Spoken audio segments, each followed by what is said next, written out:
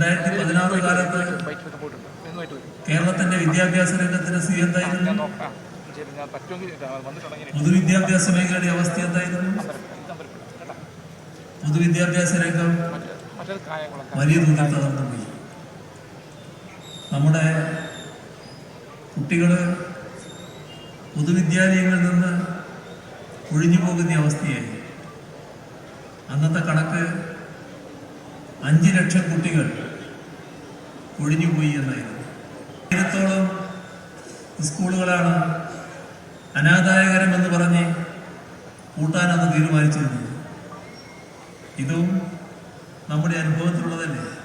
ഇപ്പോഴോ രാജ്യത്തെ പൊതുവിദ്യാഭ്യാസ രംഗം ഏറ്റവും മികവാർന്ന നിലയിൽ നിൽക്കുന്നത് കേരളമെന്ന് ഇന്ത്യ ഗവൺമെന്റും ഇന്ത്യ ഗവൺമെന്റ് ഏജൻസിയായ നീതി ആയോഗുമൊക്കെ തുടർച്ചയായി സാക്ഷ്യപ്പെടുന്നത് നാം കാണുന്നു.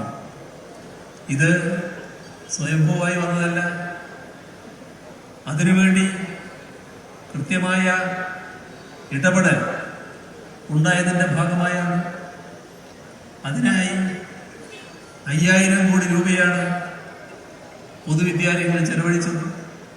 ഈ തരത്തിലുള്ള മാറ്റങ്ങൾ ശരിയായ ദിശാബോധത്തോടെ ഇടപെടുന്നതിൻ്റെ ഫലമായി സംഭവിച്ചതാണ്. സാമൂഹ്യ പ്രതിബദ്ധത ഉണ്ടാവുക എന്നത് ഏറ്റവും പ്രധാനമാണ്.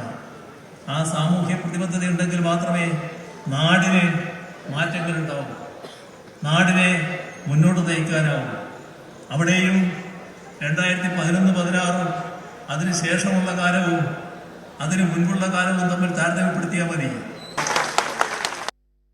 PM ശ്രീ പദ്ധതിയിൽ സംസ്ഥാനം ഒപ്പുവെച്ച വിഷയത്തിൽ മുഖ്യമന്ത്രി പിണറായി വിജയനും CPI സംസ്ഥാന സെക്രട്ടറി ബിനോയ് വിശ്വവും ഇന്ന് കൂടിക്കാഴ്ച നടത്തി. ഉന്നയിച്ച പ്രശ്നങ്ങൾക്ക് പരിഹാരമായിട്ടില്ല എന്ന് ബിനോയ് വിശ്വം ചർച്ചയ്ക്ക് ശേഷം മാധ്യമപ്രവർത്തകരെ അറിയിച്ചു. വാർത്താ ബോംബുകൾ പൊട്ടിത്തെറിക്കുന്ന ഈ രാത്രിയിൽ ഈ വിഷയമാണ് ന്യൂസ് ആൻഡ് വ്യൂസ് ചർച്ച ചെയ്യുന്നത്. CPI സംസ്ഥാന സെക്രട്ടറിയുമായി ഉള്ള കൂടിക്കാഴ്ചയ്ക്ക് ശേഷം മുഖ്യമന്ത്രി മാധ്യമങ്ങളെ കണ്ടില്ല. പക്ഷേ പുന്നപ്രവയലാർ രക്തസാക്ഷിത്വ വാരാചരണ സമാപനത്തിൽ സംസാരിച്ചപ്പോൾ മുഖ്യമന്ത്രി ചില കാര്യങ്ങൾ എടുത്തു പറഞ്ഞു. പദ്ധതികൾ നടപ്പാക്കാനുള്ള സാമൂഹ്യ പ്രതിബദ്ധതയാണ് ഒരു സർക്കാരിന് വേണ്ടത്. പദ്ധതികൾ തകർക്കുന്നവരുടെ ഒപ്പമല്ല സർക്കാർ നിൽക്കേണ്ടത്. അങ്ങനെ വാർത്താ ബോംബുകൾക്കെതിരെ രാഷ്ട്രീയ നിലപാടുകൾ ശിരസ്സുയർത്തിപ്പിടിച്ചു നിൽക്കുന്ന ഒരു രാത്രി കൂടിയാണിത്. ഇന്ന് നമ്മളോടൊപ്പം ഈ വിഷയത്തിൽ ചർച്ചയിൽ പങ്കെടുക്കുന്നത് മാധ്യമപ്രവർത്തകനായ M ജയചന്ദ്രൻ, മാധ്യമപ്രവർത്തകൻ തന്നെയായ ജോർജ് ജോസഫ്, മാധ്യമപ്രവർത്തകനായ A സജീവൻ എന്നിവരാണ്. ഇന്ന് മുഖ്യമന്ത്രിയും CPI സംസ്ഥാന സെക്രട്ടറി ബിനോയ് വിശ്വവുമായി കൂടിക്കാഴ്ച നടത്തി എന്നിടത്ത് നിന്നാണ് നമ്മൾ ഈ ചർച്ച ആരംഭിക്കുന്നത്. ഇന്ന് പകൽ മുഴുവൻ കേരളം കാത്തിരുന്നതുപോലെ ഒരു ചർച്ചയായിരുന്നു. മാധ്യമങ്ങളൊക്കെ വലിയൊരു ഹൈപ്പ് കൊടുത്ത് അങ്ങനെ കാത്തിരുന്നപ്പോൾ നടന്ന ആ ചർച്ചയെക്കുറിച്ചുള്ള റിപ്പോർട്ടുമായി ഇപ്പോൾ സാലി മുഹമ്മദ് നമ്മളോടൊപ്പം ജോയിൻ ചെയ്യുകയാണ്. സാലി, ഇന്ന് മുഖ്യമന്ത്രിയും ബിനോയ് വിശ്വവും കൂടിക്കാഴ്ച നടത്തി. അതിനുശേഷം മുഖ്യമന്ത്രി CPIയുടെ മന്ത്രിമാരെ കൂടി കാണുകയുണ്ടായി. അതിനുശേഷം ബിനോയ് വിശ്വം പ്രതികരിച്ചു, മുഖ്യമന്ത്രി പ്രതികരിച്ചില്ല. എന്താണ് ആ സ്പോട്ടിൽ നിന്നുള്ള റിപ്പോർട്ടുകൾ? ന്യൂസ് ആൻഡ് വ്യൂസിൻ്റെ പുതിയ പ്രേക്ഷകർ നമുക്ക് മുന്നിലുണ്ടാവും, അവർക്ക് വേണ്ടി സാലി. അതായത് NPC ഒരു ആശയക്കുഴപ്പം രൂപപ്പെട്ടിട്ടുണ്ട്. ആശയക്കുഴപ്പം പരിഹരിക്കാനുള്ള ചർച്ചകൾ വളരെ നല്ല രീതിയിൽ പുരോഗമിക്കുന്നു എന്ന് തന്നെയാണ് ഇന്നത്തെ സംഭവവികാസങ്ങളിൽ നിന്ന് നമുക്ക് മനസ്സിലാവുന്നത്. അതായത് 2 പാർട്ടികളുടെയും നേതൃയോഗങ്ങൾ ഇന്ന് നടന്നു. CPIഎമ്മിൻ്റെ സംസ്ഥാന സെക്രട്ടേറിയറ്റ് തിരുവനന്തപുരത്ത്, CPIയുടെ സംസ്ഥാന സെക്രട്ടേറിയറ്റ് ആലപ്പുഴയിൽ, തുടർന്ന് അവരുടെ എക്സിക്യൂട്ടീവ്. ഈ യോഗങ്ങൾക്കെല്ലാം ശേഷമാണ് 2 പാർട്ടികളുടെയും നേതാക്കന്മാർ, അതായത് ഒരാൾ മുഖ്യമന്ത്രി, മറ്റൊരാൾ CPIയുടെ സംസ്ഥാന സെക്രട്ടറി, CPI സംസ്ഥാന സെക്രട്ടറി ബിനോയ് വിശ്വം, മുഖ്യമന്ത്രി പിണറായി വിജയനും കൂടിക്കാഴ്ച നടത്തുന്നത്. കൂടിക്കാഴ്ചയ്ക്ക് ശേഷം ഇറങ്ങി വന്നപ്പോൾ ബിനോയ് വിശ്വം പറഞ്ഞത് ഈ പ്രശ്നം പരിഹരിക്കപ്പെട്ടിട്ടില്ല എന്ന സൂചന അദ്ദേഹം നൽകി എന്നുള്ള വസ്തുതയാണ്. എന്നാൽ ഇനിയും ചർച്ച നടക്കും. ചർച്ചയ്ക്കുള്ള എല്ലാ വാതിലുകളും തുറന്നിട്ടിരിക്കുന്നു. ചർച്ചയും മറ്റ് മുന്നോട്ടുള്ള കാര്യങ്ങളും തീരുമാനിക്കുക തന്നെ ചെയ്യും. അത്തരത്തിൽ കാര്യങ്ങൾ മുന്നോട്ട് പോകുമെന്ന് തന്നെയാണ് ഈ ഇരു വിഭാഗത്തിൻ്റെയും നേതാക്കളിൽ നിന്ന് നമുക്ക് മനസ്സിലാവുന്നത്. അത്തരത്തിലുള്ള പ്രതികരണം തന്നെയാണ് നൽകിയത്. പക്ഷേ മറുവശത്ത് വലിയ പ്രചരണം വാർത്താമാധ്യമങ്ങളൊക്കെ നൽകുന്നത് ഇരു പാർട്ടികളും തമ്മിൽ വലിയ ആശയക്കുഴപ്പത്തിലും വലിയ അഭിപ്രായ ഭിന്നതയിലും നിർണായക തീരുമാനത്തിലേക്കും എന്ന രീതിയിലൊക്കെയാണ് വാർത്തകൾ പ്രചരിക്കുന്നതും. പക്ഷേ അതിൽ നിന്നും വ്യത്യസ്തമായ ചില യാഥാർത്ഥ്യങ്ങളുണ്ട്. അതായത് ഇന്ന് ഈ ചർച്ച പൂർത്തിയായതിനു ശേഷം നേതാക്കന്മാർ വ്യക്തിപരമായി നൽകുന്ന പ്രതികരണങ്ങളിൽ നിന്നും മാധ്യമങ്ങളോട് നൽകിയ പ്രതികരണത്തിലും ഒക്കെ മനസ്സിലാക്കുന്നത് വരും ദിവസങ്ങളിലും ഇതുമായി ബന്ധപ്പെട്ട് കൂടിയാലോചനകൾ നടക്കും. അതിൽ മുഖ്യമന്ത്രിയും ഉണ്ടാവും, CPIയുടെ സംസ്ഥാന സെക്രട്ടറി ഉണ്ടാവും, ഈ രണ്ട് കക്ഷികളുടെയും പ്രധാന നേതാക്കളൊക്കെ പങ്കെടുത്ത് തന്നെ ചർച്ചയുമായി മുന്നോട്ട് പോകും. അതായത് ചർച്ച തുടരാൻ തന്നെയാണ് തീരുമാനം എന്ന് നമുക്ക് ഒറ്റ വാക്കിൽ തന്നെ പറയാം. അതുകൊണ്ട് തന്നെ ഇതുമായി ബന്ധപ്പെട്ട് ഇപ്പോൾ പ്രചരിപ്പിക്കുന്നത് പോലുള്ള വലിയ പ്രതിസന്ധികളോ പ്രശ്നങ്ങളോ മുന്നണിക്കകത്തില്ല എന്ന സൂചന തന്നെയാണ് നൽകുന്നത്. അങ്ങനെ പ്രശ്നമുണ്ടായിരുന്നെങ്കിൽ ആ ബിനോയ് വിശ്വം CPIയുടെ സംസ്ഥാന സെക്രട്ടറി ആ ചർച്ചയ്ക്ക് ശേഷം ഇറങ്ങി വന്ന് ഇപ്പോൾ മാധ്യമങ്ങൾ പ്രചരിപ്പിക്കുന്ന നിർണായക തീരുമാന പ്രഖ്യാപനമൊക്കെ നടത്തുമായിരുന്നു. അതൊന്നും അദ്ദേഹം നടത്തിയില്ല. മാത്രമല്ല അദ്ദേഹം ആകെ പറഞ്ഞത് ഞങ്ങൾ ഉന്നയിച്ച ഇഷ്യൂ നിലനിൽക്കുന്നു എന്ന് മാത്രമാണ്. ആ നിലനിൽക്കുന്ന ഇഷ്യൂ പരിഹരിക്കാനുള്ള ശ്രമങ്ങൾ രണ്ടു കൂട്ടരും നടത്തിക്കൊണ്ടിരിക്കുന്നു എന്ന് തന്നെയാണ് നമ്മൾ മനസ്സിലാക്കുന്നത്. വരും ദിവസങ്ങളിൽ അതുമായി ബന്ധപ്പെട്ട് കൂടിയാലോചനകൾ നടക്കും എന്ന് തന്നെയാണ്. പക്ഷേ മാധ്യമങ്ങൾ പ്രചരിപ്പിച്ചത് സാലി ഇക്കാര്യം പറയുമ്പോൾ മാധ്യമങ്ങൾ പ്രചരിപ്പിച്ചത് എന്ന് പറഞ്ഞ് സാലി നിർത്തുന്നത് CPI മുന്നണി വിട്ടു പോവുകയാണ് എന്നിടത്ത് നിന്നാണ് മാധ്യമങ്ങളുടെ പ്രചാരണം ആരംഭിച്ചത്. ഇന്ന് രാവിലെ അത് ആരംഭിച്ചത് CPI അവരുടെ നിലപാടിൽ തന്നെ ഉറച്ചു നിൽക്കുന്നു എന്ന് പറഞ്ഞുകൊണ്ടാണ്. അടുത്ത 4-ാം തീയതിയാണ് അവരുടെ സംസ്ഥാന കൗൺസിൽ ചേരുന്നത് എന്ന് നമുക്ക് എല്ലാവർക്കും അറിയാം. അതിനിടെ ചർച്ചകൾ നടക്കും എന്നാണ് ഇപ്പോൾ ബിനോയ് വിശ്വം സൂചിപ്പിച്ചത്. പക്ഷേ മാധ്യമങ്ങൾ സമാന്തരമായി ഇപ്പോൾ റിപ്പോർട്ട് ചെയ്തുകൊണ്ടിരിക്കുന്നത്, ഒരു വിഭാഗം മാധ്യമങ്ങൾ റിപ്പോർട്ട് ചെയ്തുകൊണ്ടിരിക്കുന്നത് അടുത്ത മന്ത്രിസഭാ സമ്മേളനം CPIയുടെ മന്ത്രിമാർ അത് ബഹിഷ്കരിക്കും എന്നാണ്. മന്ത്രിസഭാ യോഗം അത്തരത്തിലുള്ള ഒരു പ്രചാരണമാണ് ഇപ്പോൾ നടന്നുകൊണ്ടിരിക്കുന്നത്. ആ സ്പോട്ടിൽ നിന്ന് കിട്ടുന്ന വിവരങ്ങളനുസരിച്ച് ആ വാർത്തകളുടെ ആയുസ് എങ്ങനെയാണ് സാലി? അതായത് ഇന്ന് ഈ കൂടിക്കാഴ്ചയ്ക്ക് ശേഷം യോഗത്തിന് ശേഷം ഔദ്യോഗികമായി CPIയുടെ സംസ്ഥാന സെക്രട്ടറിയോ ലീഡേഴ്സോ മാധ്യമങ്ങളെ കണ്ടിട്ടില്ല. പക്ഷേ CMOമായി കൂടിക്കാഴ്ച നടത്തിയ ശേഷം പുറത്തിറങ്ങിയ ബിനോയ് വിശ്വത്തോട് CPI സംസ്ഥാന സെക്രട്ടറിയോട് മാധ്യമങ്ങൾ ഈ വിവരം ആവർത്തിച്ച് ചോദിച്ചപ്പോഴും അദ്ദേഹം അത് ഒരു തരത്തിലും അംഗീകരിച്ചിട്ടില്ല.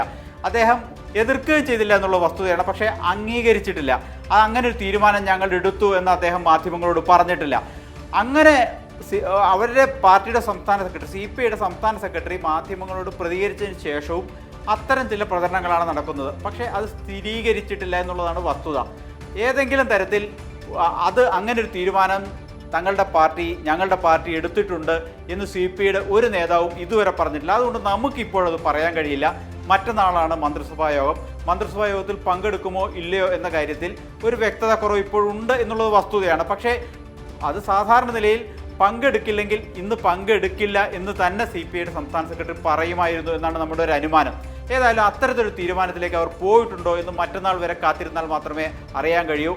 ഇവർ ഈ മാധ്യമങ്ങൾ പ്രചരിപ്പിക്കുന്നത് പോലെയുള്ള ഈ അഭിപ്രായ ഭിന്നതയും അന്തഛിദ്രവും ഈ മുന്നണിക്കകത്തും ഈ പാർട്ടികൾ തമ്മിലും ഉണ്ടായിരുന്നുവെങ്കിൽ ഇതിൽ രൂക്ഷമായൊരു പ്രതികരണം CPIയുടെ ഭാഗത്തു നിന്ന് ഉണ്ടാകുമായിരുന്നു. മുമ്പൊരിക്കൽ നമുക്കറിയാം കാനം രാജേന്ദ്രൻ കഴിഞ്ഞ മന്ത്രിസഭയുടെ കാലത്ത് മന്ത്രിസഭാ യോഗത്തിൽ നിന്ന് വിട്ടുനിൽക്കണം എന്ന തരത്തിലുള്ള നിർദ്ദേശം കൊടുത്തു എന്നൊക്കെ പ്രചരണം വരികയും അത് പിന്നീട് ആ പ്രശ്നങ്ങൾ പരിഹരിക്കപ്പെടുകയും ചെയ്തതാണ്. അന്ന് ഷാർപ്പായി തന്നെ മാധ്യമങ്ങളോട് അന്ന് സംസ്ഥാന സെക്രട്ടറി പറഞ്ഞതാണ്. പക്ഷേ ഇന്ന് അത്തരം ഷാർപ്പായിട്ടൊന്നും പറഞ്ഞില്ല. ആകെ പറഞ്ഞത് ഈ ഇഷ്യൂ നിലനിൽക്കുന്നു എന്ന് സൂചന നൽകുന്ന 2 വാചകം പറഞ്ഞത് അവസാനിപ്പിക്കുകയാണ്. അതിനർത്ഥം ചില ഈ അഭിപ്രായ ഭിന്നത ഇക്കാര്യത്തിൽ രൂപപ്പെട്ടിട്ടുണ്ടെന്നുള്ള വസ്തുതയാണ്. പക്ഷേ ഇപ്പോൾ മാധ്യമങ്ങൾ കൊടുമ്പിരി കൊണ്ട് പ്രചരിപ്പിക്കുന്നത് പോലുള്ള അഭിപ്രായ ഭിന്നതകളോ അല്ലെങ്കിൽ പൊട്ടിത്തെറിയുടെ വക്കിലേക്കൊന്നും കാര്യങ്ങൾ എത്തിയിട്ടില്ല. ചർച്ച നടത്താൻ തീരുമാനിച്ചിട്ടുണ്ട്. ഇന്ന് നടത്തിയ ചർച്ചയിൽ അന്തിമ തീരുമാനത്തിലേക്ക് എത്തിയിട്ടില്ല എന്നുള്ള വസ്തുതയാണ്.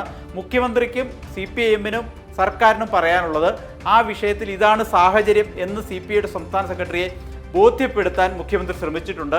അത് പൂർണ്ണമായി അവർ ബോധ്യപ്പെട്ടിട്ടുണ്ടോ ഇല്ലയോ എന്ന് മാധ്യമങ്ങൾ പറയുന്ന പോലെ ഇപ്പോൾ നമുക്ക് പറയാൻ കഴിയില്ല. ചില മാധ്യമങ്ങൾ പറയുന്നത് CPI സംസ്ഥാന സെക്രട്ടറിക്ക് ഒന്നും ബോധ്യപ്പെട്ടിട്ടില്ല എന്നുള്ളതാണ്. പക്ഷേ ചില ഭിന്നതകൾ അക്കാര്യത്തിലുണ്ട് എന്നുള്ളത് വസ്തുതയുമാണ്. ഏതായാലും വരും ദിവസങ്ങളിൽ മാത്രമേ അക്കാര്യത്തിലൊരു പൂർണ്ണമായ വ്യക്തതയിലേക്ക് നമുക്ക് പറയാൻ കഴിയൂ. പക്ഷേ ഇപ്പോൾ പ്രചരിപ്പിക്കുന്നത് മറ്റൊരു തരത്തിലാണ്. CPI ഇടതുമുന്നണി വിടുന്നു എന്ന തരത്തിൽ വരെ ചില മാധ്യമങ്ങൾ വാർത്ത കൊടുക്കുന്ന ഘട്ടത്തിലേക്ക് എത്തിയിട്ടുണ്ട്. പക്ഷേ അതിൻ്റെ അയൽപ്പക്കത്തിലേക്ക് പോലും അങ്ങനെ ഒരു തീരുമാനത്തിൻ്റെ 7 അയലത്തേക്ക് പോലും CPI നേതൃത്വം ഇതുവരെ എത്തിയിട്ടില്ല. അവർക്കൊരു അഭിപ്രായ ഭിന്നതയുണ്ട് എന്നുള്ളത് ശരിയാണ്. പക്ഷേ ആ നേരിയ അഭിപ്രായ ഭിന്നതയെ ഇങ്ങനെ വലിയ രീതിയിൽ ഉയർത്തിക്കാട്ടി അത് ഇടതുമുന്നണിക്കകത്ത് ഒരു അന്തഛിദ്രം എന്ന നിലയ്ക്ക് പ്രചരിപ്പിക്കാൻ ശ്രമങ്ങൾ നടത്തുന്നു എന്നുള്ളത് ഇന്ന് നടന്ന യോഗങ്ങളുടെയും ഇന്ന് വന്ന നേതാക്കന്മാരുടെ പ്രതികരണങ്ങളിൽ നിന്ന് നമുക്ക് മനസ്സിലാവും. ആധികാരികമായി അതിനെ പറയാൻ കഴിയൂ. ബാക്കിയുള്ള പ്രചരണങ്ങൾക്കൊക്കെ വെറും കിംവദന്തികളുടെ സ്വഭാവം മാത്രമേ ഉള്ളൂ എന്നാണ് നമുക്കിപ്പോൾ പറയാൻ കഴിയുക. NPC സാലി, ഈ റിപ്പോർട്ട് നൽകിയതിന് ശേഷം ഞങ്ങൾ ചർച്ചയിലേക്ക് പോവുകയാണ്. നന്ദി. ഇപ്പോൾ സാലി മുഹമ്മദ് റിപ്പോർട്ട് ചെയ്തിരിക്കുന്നു. ഇന്ന് മുഖ്യമന്ത്രിയും CPI സംസ്ഥാന സെക്രട്ടറിയും കൂടിക്കാഴ്ച നടത്തി. അതിനുശേഷം മുഖ്യമന്ത്രി CPIയുടെ മന്ത്രിമാരുമായി സംസാരിച്ചു. അതിനുശേഷം തങ്ങൾ ഉന്നയിച്ച പ്രശ്നങ്ങൾ അവശേഷിക്കുകയാണ്, ചർച്ചകൾ തുടരും എന്ന് ബിനോയ് വിശ്വം പറഞ്ഞു, മാധ്യമപ്രവർത്തകരോട് പറഞ്ഞു. ഇതാണ് വസ്തുത. ഒപ്പം തന്നെ സമാന്തരമായി CPI നേതാക്കൾ, അത് D രാജയായാലും ആനി രാജയായാലും ഒക്കെ പറഞ്ഞ കാര്യങ്ങൾ നമുക്ക് മുന്നിൽ ഉണ്ട്. അതോടൊപ്പം തന്നെ ഞങ്ങൾ ഇന്ന് ഈ ചർച്ചയോട് ചേർത്ത് വയ്ക്കുന്നു, മുഖ്യമന്ത്രി പിണറായി വിജയൻ ഇന്ന് പുന്നപ്ര വയലാർ രക്തസാക്ഷിത്വ വാരാചരണ സമാപന യോഗത്തിൽ നടത്തിയ പ്രസംഗം. അതിൽ മുഖ്യമന്ത്രി പദ്ധതികളോടുള്ള സർക്കാരിൻ്റെ സമീപനം എന്താണ് എന്ന് ആവർത്തിച്ച് പ്രഖ്യാപിച്ചു. പദ്ധതികൾക്ക് അനുകൂലമായി നിലപാടെടുത്ത് സാമൂഹ്യ പ്രതിബദ്ധത കൊണ്ട് മുന്നോട്ട് പോകുന്നതാണ് സർക്കാരിൻ്റെ നയം. അതാണ് കഴിഞ്ഞ ഇടതുപക്ഷ സർക്കാരുകൾ ഇവിടെ ചെയ്തത് പദ്ധതികളുടെ കാര്യത്തിൽ എന്ന് കയ്യടികൾക്കിടയിൽ അദ്ദേഹം അവിടെ പറയുകയുണ്ടായി. ഞങ്ങൾ ഈ ചർച്ചയ്ക്ക് ശീർഷകമായി കൊടുത്തത് ചർച്ച ചെയ്ത് നേതൃത്വം എന്നാണ്. അതോട് കൂട്ടിച്ചേർക്കാനുള്ളത് ജനങ്ങളെ വിശ്വാസത്തിലെടുത്ത് നേതൃത്വം എന്നുകൂടിയാണ്. ഈ ചർച്ചയിൽ ഞാൻ ജയചന്ദ്രനോട് ചോദിക്കുകയാണ്, ജയചന്ദ്രൻ, താങ്കൾ ഇതെല്ലാം കണ്ടല്ലോ. CPI നേതാക്കളുടെ പ്രതികരണം നമുക്കുണ്ട്. ബിനോയ് വിശ്വം നടത്തിയ ഈ ചർച്ചയ്ക്ക് ശേഷം അദ്ദേഹം പറഞ്ഞ വാക്കുകൾ നമുക്കുണ്ട്. മാധ്യമങ്ങൾ നൽകുന്ന വാർത്താ ബോംബുകൾ നമുക്ക് മുന്നിലുണ്ട്. മുഖ്യമന്ത്രി പിണറായി വിജയൻ ഇന്ന് നടത്തിയ, ആരോടും മറുപടി എന്ന തരത്തിലല്ലാതെ നടത്തിയ വാചാലമായ സ്വയം സംസാരിക്കുന്ന പ്രസംഗം നമുക്ക് മുമ്പിലുണ്ട്. ഇന്നത്തെ ഈ പകൽ നിർണായകം എന്ന് മാധ്യമങ്ങളൊക്കെ വിശേഷിപ്പിക്കുകയും രാഷ്ട്രീയ നിരീക്ഷകരൊക്കെ കൗതുകത്തോടെ നോക്കിക്കാണുകയും ചെയ്ത ഇന്നത്തെ ഈ പകലിൻ്റെ വിരാമവേളയിൽ, ഈ രാത്രിയുടെ തുടക്കത്തിൽ ജയചന്ദ്രൻ ഇന്നത്തെ സംഭവവികാസങ്ങളെ എങ്ങനെ വിലയിരുത്തും, ജനങ്ങൾക്ക് വ്യാഖ്യാനിച്ചു കൊടുക്കും? ജയചന്ദ്രൻ. സംസ്ഥാന മുഖ്യമന്ത്രി സഖാവ് പിണറായി വിജയനും മുന്നണിയിലെ രണ്ടാമത്തെ ഘടകകക്ഷിയായ CPIയുടെ സംസ്ഥാന സെക്രട്ടറി ബിനോയ് വിശ്വവും തമ്മിൽ നടന്ന കൂടിക്കാഴ്ച ആലപ്പുഴയിലാണല്ലോ സംഭവിച്ചത്. അത് സംബന്ധിച്ച് ചർച്ച കഴിഞ്ഞു. അത് കഴിഞ്ഞ് പുറത്തു വന്നിട്ട് ബിനോയ് പറഞ്ഞല്ലോ, മാധ്യമപ്രവർത്തകരോട് തന്നെ പറഞ്ഞു, പിന്നെ പരിഹാരം ആയിട്ടില്ല, CPIയുടെ നിലപാട് അവിടെ നിൽക്കുന്നുണ്ട് എന്ന് പറഞ്ഞു. ആ പ്രശ്നം എന്താണ്? പ്രശ്നം നമുക്കെല്ലാവർക്കും ഇതിനകം തന്നെ വ്യക്തമായിട്ടുള്ളതുപോലെ സുവ്യക്തമായ രാഷ്ട്രീയം അതിൻ്റെ അകത്ത് പറഞ്ഞു കോരുകയാണ് ചെയ്യുന്നത്. CPI എന്ന കക്ഷിയും പിന്നെ മറ്റേ CPMന്റെ രാഷ്ട്രീയം മാത്രമല്ല പറയുന്നത്, LDFന്റെ രാഷ്ട്രീയവും പറയുന്നുണ്ട്. അപ്പോൾ ആ രാഷ്ട്രീയമാണ് പറയുന്നതെന്നുള്ള പ്രാഥമികമായിട്ടുള്ള കാര്യം. രണ്ടാമത്തത്, അപരിഹാര്യമായ ഒരു പ്രശ്നം എന്നുള്ള നിലയ്ക്ക് സഖാവ് ബിനോയ് വിശ്വം ഈ പ്രശ്നത്തെ അവതരിപ്പിച്ചിട്ടില്ല എന്നുള്ളതാണ് ഇന്നത്തെ ഔട്ട്കം. ഏറ്റവും പ്രധാനപ്പെട്ട ഔട്ട്കമായിട്ട് ഞാൻ കാണുന്നത് അപരിഹാര്യമായ ഒരു പ്രശ്നമല്ല, അല്ലെങ്കിൽ അപരിഹാര്യമായ പ്രശ്നമാണ് എന്നുള്ള നിലയിൽ അദ്ദേഹം ആ പ്രശ്നം അവതരിപ്പിച്ചിട്ടില്ല. എന്താണ് കാര്യം? ഞാനത് NBC പ്രധാനപ്പെട്ട ചില വിഷയങ്ങൾ പറഞ്ഞുകൊണ്ട് തന്നെ വേണമല്ലോ നമ്മളത് ചർച്ച ചെയ്യുമ്പോൾ പറയാനായിട്ട്.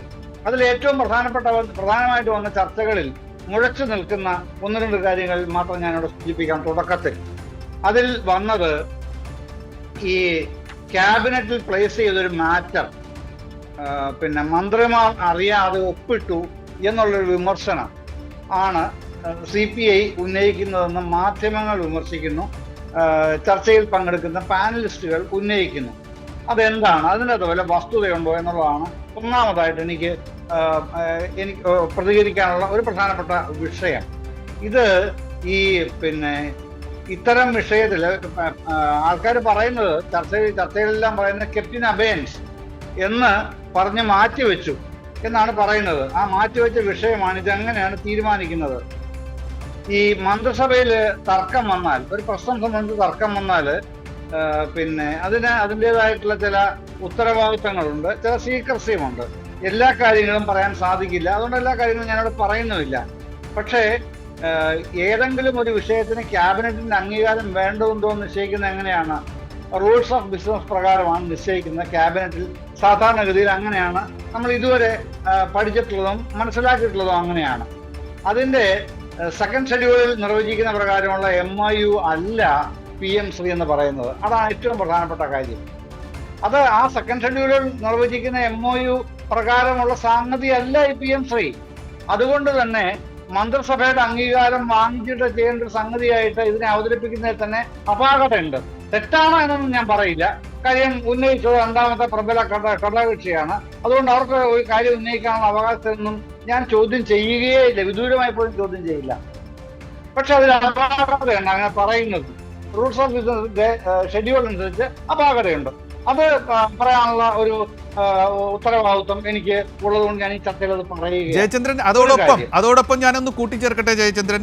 ഈ സമഗ്ര ശിക്ഷയിൽ, അതുപോലെ PM പോഷൻ സ്റ്റാഴ്സ് എന്ന് പറയുന്ന പരിപാടിയിൽ, ന്യൂ ലിറ്ററസി പ്രോഗ്രാം എന്ന് പറയുന്ന നവ സാക്ഷര പദ്ധതിയിൽ, ഒപ്പം തന്നെ PM ഉഷ എന്ന് പറയുന്ന ഉന്നത വിദ്യാഭ്യാസ മേഖലയിലെ ആ പരിപാടിയിൽ ഒക്കെ ഇതേ രീതിയിൽ തന്നെ കേന്ദ്രാവിഷ്കൃത പദ്ധതികളിൽ കരാർ വെച്ച് നമ്മൾ പങ്കെടുക്കുന്നുണ്ട്.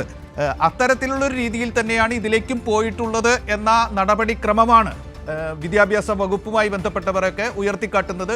വിദ്യാഭ്യാസ മന്ത്രിയും കഴിഞ്ഞ ദിവസം സൂചിപ്പിച്ചത് സ്വാഭാവികമായ ഒരു നടപടിക്രമം. അതിലപ്പുറത്തുള്ള വിമർശനങ്ങളും CPI ഉന്നയിക്കുന്നുണ്ട് എന്ന് മാധ്യമങ്ങൾ പറയുന്നുണ്ട്. ജയചന്ദ്രൻ, ആ പറഞ്ഞു വന്നത് പൂർത്തിയാക്കും. ഇപ്പോ ചൂണ്ടിക്കാണിച്ച വസ്തുത അത്യന്തം വസ്തുതാപരമാണ് കേട്ടോ. NBC ഈ PM ശ്രീ സംബന്ധിച്ച് പറഞ്ഞത് ഞാനത് പറയാൻ കാര്യം, ഞാനത് പറയാൻ തുടങ്ങുകയാണ്. അപ്പോഴാണ് താങ്കൾ ഈ കാര്യം വീണ്ടും എടുത്ത് ചോദിച്ചത്. അതുകൊണ്ട് പറയുകയാണ്, ഇപ്പോ നമ്മൾ ഈ പ്രധാനമന്ത്രി ഉച്ചതർ ശിക്ഷാ അഭിയാൻ എന്ന് പറയുന്നതാണല്ലോ PM ഉഷ. അത് ഉന്നത വിദ്യാഭ്യാസ വകുപ്പിലാണല്ലോ നടപ്പിലാക്കിയത്.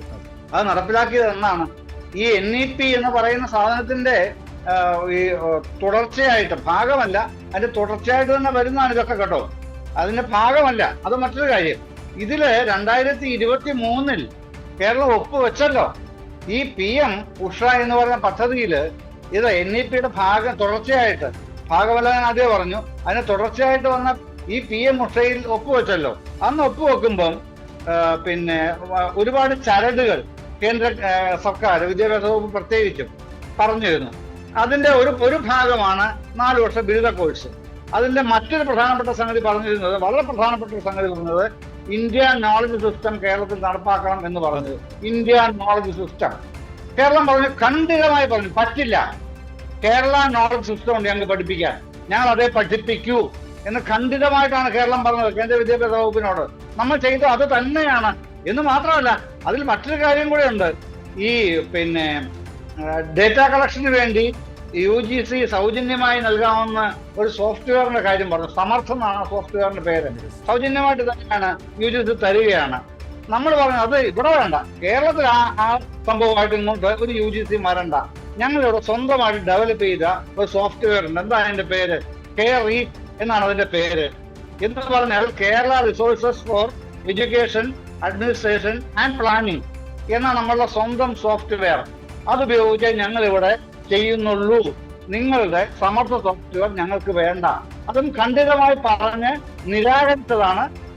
അഡമന്റായിട്ടാണ് നമ്മളുടെ നിലപാട്, അഡമന്റായിട്ടുള്ള നിലപാടാണ് കേരളം സ്വീകരിച്ചത്. ഇതൊക്കെ ഇതിന്റെ ഭാഗമായിട്ട് തന്നെയാണ്. പക്ഷെ അതുകൊണ്ട് CPI രാഷ്ട്രീയമായ എതിർപ്പിനെ നമ്മൾ പിന്നെ തള്ളിക്കളയേണ്ട കാര്യമില്ല, തള്ളിക്കളയാനും പാടില്ല. കാരണം അവര് പറയുന്ന സംഗതി എന്താണ്? CPI ഉന്നയിക്കുന്ന പ്രധാനപ്പെട്ട വിമർശനമായിട്ട് ഞാൻ കേട്ടത്, നമ്മളെല്ലാവരും കേട്ടുകൊണ്ടിരിക്കുന്നത്, പിന്നെ വർഗീയ അജണ്ട ഇതിലേക്ക് നുഴഞ്ഞു കയറ്റി കൊണ്ടുവരുന്നു എന്നുള്ളതാണ്. അതിലേക്ക് വരാം ജയേന്ദ്രൻ. ഇതിൽ മറ്റുള്ളവരുടെ അഭിപ്രായം കൂടി എടുത്തിട്ട് അതിലേക്ക് വരാം. ജോർജ് ജോസഫ്, ഞാൻ താങ്കളിലേക്ക് വരുന്നു. ഇതാ CPI പറയുന്നു, അവർ ഉന്നയിച്ച പ്രശ്നങ്ങൾ ഇപ്പോഴും പ്രശ്നങ്ങളായി തന്നെ നിലനിൽക്കുന്നുണ്ട്, അതിൽ ചർച്ച തുടരും എന്ന് പറയുന്നു. നമ്മൾ ഊഹിച്ചതാണ്, അവർക്ക് ഇത്തരത്തിലുള്ള പരാതികളുണ്ട് എന്നാണ് മാധ്യമങ്ങളിൽ കാണുന്നത് മുന്നണി മര്യാദകൾ ലംഘിക്കപ്പെട്ടു. മന്ത്രിസഭയെ, മന്ത്രിയെ, പാർട്ടികളെ, സ്വന്തം പാർട്ടിയായ മന്ത്രിയുടെ സ്വന്തം പാർട്ടിയായ CPIM-നെ പോലും ഇരുട്ടിൽ നിർത്തിക്കൊണ്ട് ഇങ്ങനെ ഒപ്പിട്ടു എന്നൊക്കെ അവർക്ക് പരാതികൾ ഉണ്ട് എന്നാണ് മാധ്യമങ്ങൾ പറയുന്നത്. ഈ പരാതിക്ക് പ്രസക്തിയില്ല എന്നാണ് ജയചന്ദ്രൻ പറഞ്ഞത്. അതിനോട് താങ്കളുടെ അഭിപ്രായം പറഞ്ഞിട്ട് നമുക്കിതിൻ്റെ രാഷ്ട്രീയമായിട്ടുള്ള വിമർശത്തിൻ്റെ ഘട്ടത്തിലേക്ക് കടക്കാം. George Joseph. അല്ല, NPC ഇവിടെ വളരെ പ്രധാനപ്പെട്ട ഒരു കാര്യം എന്ന് പറയുന്നത് ഈ താങ്കൾ സൂചിപ്പിച്ച ഈ മുന്നണി മര്യാദകളുടെ ലംഘനം എന്ന് പറയുന്ന കാര്യം, അത് ഒരു വളരെ കാതലായിട്ടുള്ളൊരു വിഷയമാണ്.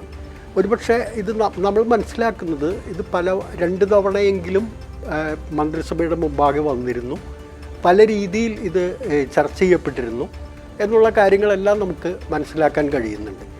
അപ്പോൾ അവിടെ മുന്നണി മര്യാദയുടെ ഒരു ലംഘനം എന്ന് പറയുമ്പോൾ എനിക്കതിനകത്തൊരു കാര്യം സൂചിപ്പിക്കാനുള്ളത്, ഈ നമ്മളിപ്പോൾ ഇതുമായി ബന്ധപ്പെട്ട് CPIയുടെ യുവജന സംഘടനയും വിദ്യാർത്ഥി സംഘടനയും ചില സമരങ്ങൾ നടത്തിയത് നമ്മൾ കണ്ടു.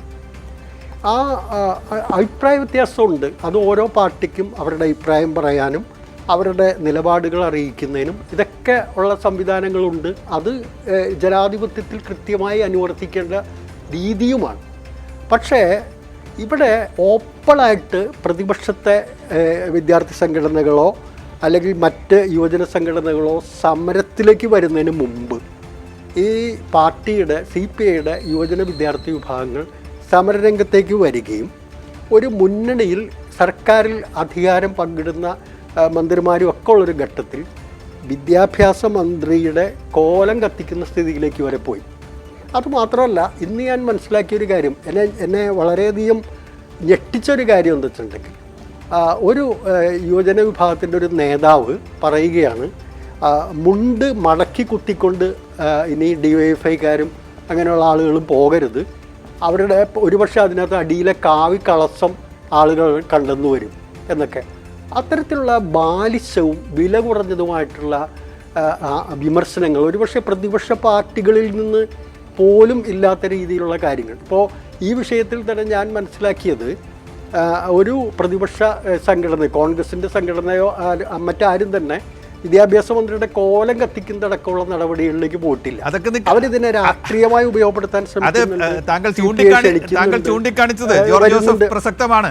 പക്ഷേ രാഷ്ട്രീയ കക്ഷികൾ അല്ലെങ്കിൽ അവരുടെ വർഗ ബഹുജന സംഘടനകൾ ഒക്കെ സമരം നടത്തുമ്പോൾ ഇതുപോലെ ചില രംഗങ്ങളുണ്ടാവും, ഇതുപോലെ ചില വഴിതെറ്റിയതോ പ്രത്യേകതയുള്ളതോ ആയിട്ടുള്ള പരാമർശങ്ങളുണ്ടാവും. അതൊക്കെ അവിടെ നിൽക്കട്ടെ. പക്ഷേ ഈ കേന്ദ്രാവിഷ്കൃത പദ്ധതികളോട് LDF സർക്കാരിന് സുചിന്തിതമായ ഒരു നയം തന്നെ ഉണ്ട്. അതിൽ നിന്ന് പൂർണ്ണമായി വിട്ടുനിൽക്കുക എന്നതല്ല. ഈ പദ്ധതിയോട് ചേർന്ന് നിന്നിരുന്നില്ല. പക്ഷേ ഞാൻ മനസ്സിലാക്കുന്നത് ഇത് ഏറ്റെടുത്ത സംസ്ഥാനങ്ങളുടെ അനുഭവങ്ങൾ കൂടി പഠിച്ചുകൊണ്ട് അത്തരത്തിലുള്ളൊരു രീതിയിലേക്ക് പോയി. ഞാൻ നേരത്തെ ചൂണ്ടിക്കാണിച്ച പദ്ധതികളിൽ ഒക്കെ പങ്കെടുത്തതുപോലെ ഇതിലും പങ്കെടുത്തു എന്നാണ് ഞാൻ മനസ്സിലാക്കുന്നത്. 22-ൽ പഞ്ചാബി പദ്ധതിയിൽ നിന്ന് പിന്മാറി 2022-ൽ. അതിൽ 23-ൽ ഈ പദ്ധതിയിലേക്ക് തിരിച്ചു വരികയും ചെയ്തു.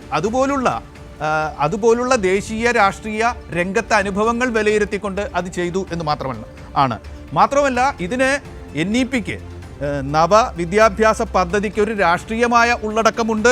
ഒപ്പം തന്നെ വിഭവ അവകാശപരമായ ഒരു പ്രശ്നം കൂടി അതിലുണ്ട്. ഇതിൽ വിഭവ അവകാശപരമായ പ്രശ്നത്തിൽ ഒരു തീരുമാനം എടുത്തുകൊണ്ടാണ് LDF മന്ത്രിസഭ മന്ത്രി അതിൽ ഒപ്പിടാൻ തീരുമാനിച്ചത് എന്നൊരു പ്രശ്നം ഉയർന്നു വരുന്നുണ്ട്. വിദ്യാഭ്യാസ വകുപ്പുമായി ബന്ധപ്പെട്ടവരൊക്കെ അത് ചൂണ്ടിക്കാണിക്കുന്നുണ്ട്. താങ്കൾക്ക് ചിലപ്പോൾ അത് പറയാൻ പറ്റും. വിഭവ അവകാശപരമായിട്ടുള്ളൊരു പ്രശ്നം ഇതിലുണ്ട്.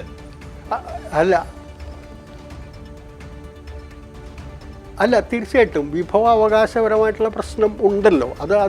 അതായത് നമ്മുടെ സംസ്ഥാനത്തിന് നമുക്കറിയാം, ഈ കേന്ദ്ര സർക്കാരിൽ നിന്ന് നമുക്ക് ഫണ്ടുകളും പണവും കിട്ടുന്നത് പ്രധാനമായിട്ടും നമുക്ക് ഫിനാൻസ് കമ്മീഷൻ്റെ അവാർഡിങ്ങിൻ്റെ അടിസ്ഥാനത്തിലാണ്.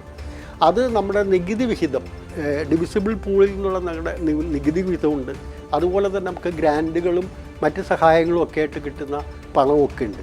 അപ്പോൾ ഇതെല്ലാം നമ്മൾ പരിശോധിക്കുമ്പോൾ ഈ ഇത്തരത്തിൽ നമുക്ക് കിട്ടേണ്ടതായിട്ടുള്ള പണം നമുക്ക് കിട്ടേണ്ടത് തന്നെയാണ്. അതിനകത്ത് ഏറ്റവും കാതലായ പ്രശ്നം എന്ന് പറയുന്നത് ഇത് നമ്മൾ നികുതി പണമായി നമ്മുടെ കയ്യിൽ, ജനങ്ങളുടെ കയ്യിൽ നിന്ന് തന്നെ എടുത്തിട്ടുള്ള പണമാണ്. ഉദാഹരണത്തിന് ഞാനൊരു ചെറിയ കാര്യം പറയാം. അതായത് നമ്മുടെ സംസ്ഥാനത്തിന് കഴിഞ്ഞ സാമ്പത്തിക വർഷത്തിൽ കേന്ദ്ര സർക്കാരിൽ നിന്ന് എല്ലാ രീതിയിലുള്ള സഹായങ്ങളുമായിട്ട് കിട്ടിയത് ഏതാണ്ട് 24,000 കോടി രൂപയാണ്. ആ 24,000 കോടി രൂപ നമുക്ക് സഹായമായിട്ടും ഗ്രാൻഡായിട്ടും മറ്റു രീതിയിൽ കിട്ടുമ്പോൾ കേന്ദ്ര സർക്കാർ കേരളത്തിൽ നിന്ന് മാത്രം 2024-25 സാമ്പത്തിക വർഷത്തിൽ പിരിച്ചിട്ടുള്ള ആദായ നികുതി എന്ന് പറയുന്നത് 25,000 കോടി രൂപയാണ്. അതായത് ഒരിനത്തിൽ മാത്രം. മറ്റു രീതിയിലുള്ള വരുമാനങ്ങളെല്ലാം വേറെ അവിടെ നിൽക്കുന്നു.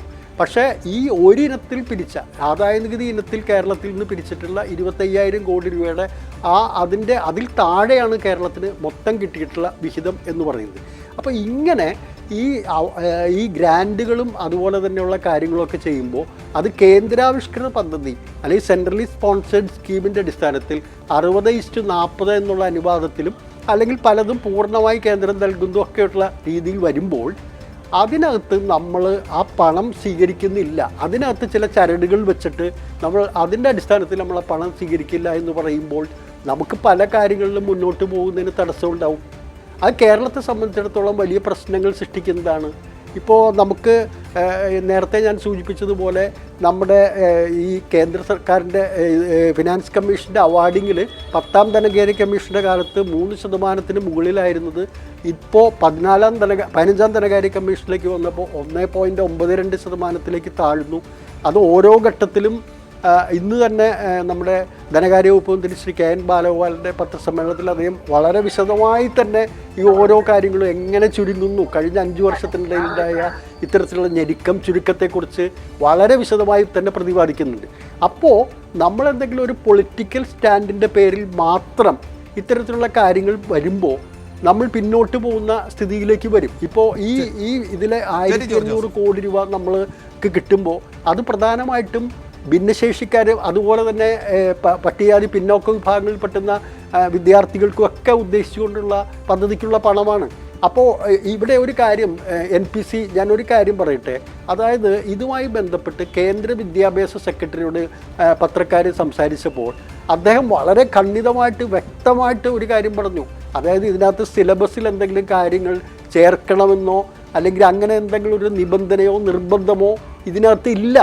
അതാത് സംസ്ഥാനങ്ങളുടെ സിലബസ് സ്വീകരിച്ച് പാഠ്യപദ്ധതിയും കരിക്കുലവും ഒക്കെ സ്വീകരിച്ച് മുന്നോട്ട് പോകാനുള്ള എല്ലാ അവകാശവും ഉണ്ട്. അതിനുള്ളൊരു ഡയറക്ഷൻ, ഒരു മാതൃക അല്ലെങ്കിൽ ഒരു മാർഗനിർദ്ദേശം മാത്രമാണ് എന്നാണ് അദ്ദേഹം പറഞ്ഞത്. അപ്പൊ അതുകൊണ്ട് അത്തരം ആശങ്കകൾ എങ്ങനെയാണ് വളരെ വലിയ തോതിൽ നിലനിൽക്കുന്നതെന്ന് എനിക്ക് മനസ്സിലാവുന്നില്ല. ഈ നവഫാസിസം അത് അതിൻ്റെ വർഗീയ പ്രചാരണ പദ്ധതി, അതിൻ്റെ സാംസ്കാരിക പ്രചാരണ പദ്ധതിയിലൂടെ മാത്രമല്ല മുന്നോട്ട് പോയിക്കൊണ്ടിരിക്കുന്നത്. അത് ഇത്തരം സാമ്പത്തിക കെണികൾ സൃഷ്ടിച്ചുകൊണ്ടുകൂടിയാണ് മുന്നോട്ട് പോയിക്കൊണ്ടിരുന്നത്. ഇപ്പോൾ ത്രിപുരയിലേക്ക് സംഭവങ്ങൾ നമ്മളെല്ലാവരും മാധ്യമപ്രവർത്തകർ എന്ന നിലയ്ക്ക് ശ്രദ്ധിച്ചിട്ടുള്ളതാണ്.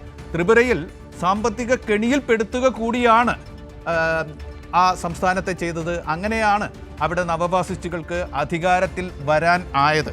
അത്തരത്തിലുള്ള ഒരു സാമ്പത്തിക കെണി, പണം തരില്ല, എന്തെങ്കിലും പറഞ്ഞ് പണം മുടക്കും, പലതരത്തിൽ പണം മുടക്കും, എന്നിട്ട് ആ പണം ഉപയോഗിച്ച് ലഭിക്കേണ്ട കാര്യങ്ങൾ ചെയ്തില്ല എന്ന് പറഞ്ഞ് ജനകീയ അസ്വസ്ഥത ക്രിയേറ്റ് ചെയ്യും. അതാണ് സത്യത്തിൽ ഈ ആശാ വർക്കർമാരിലൊക്കെ കണ്ടത്.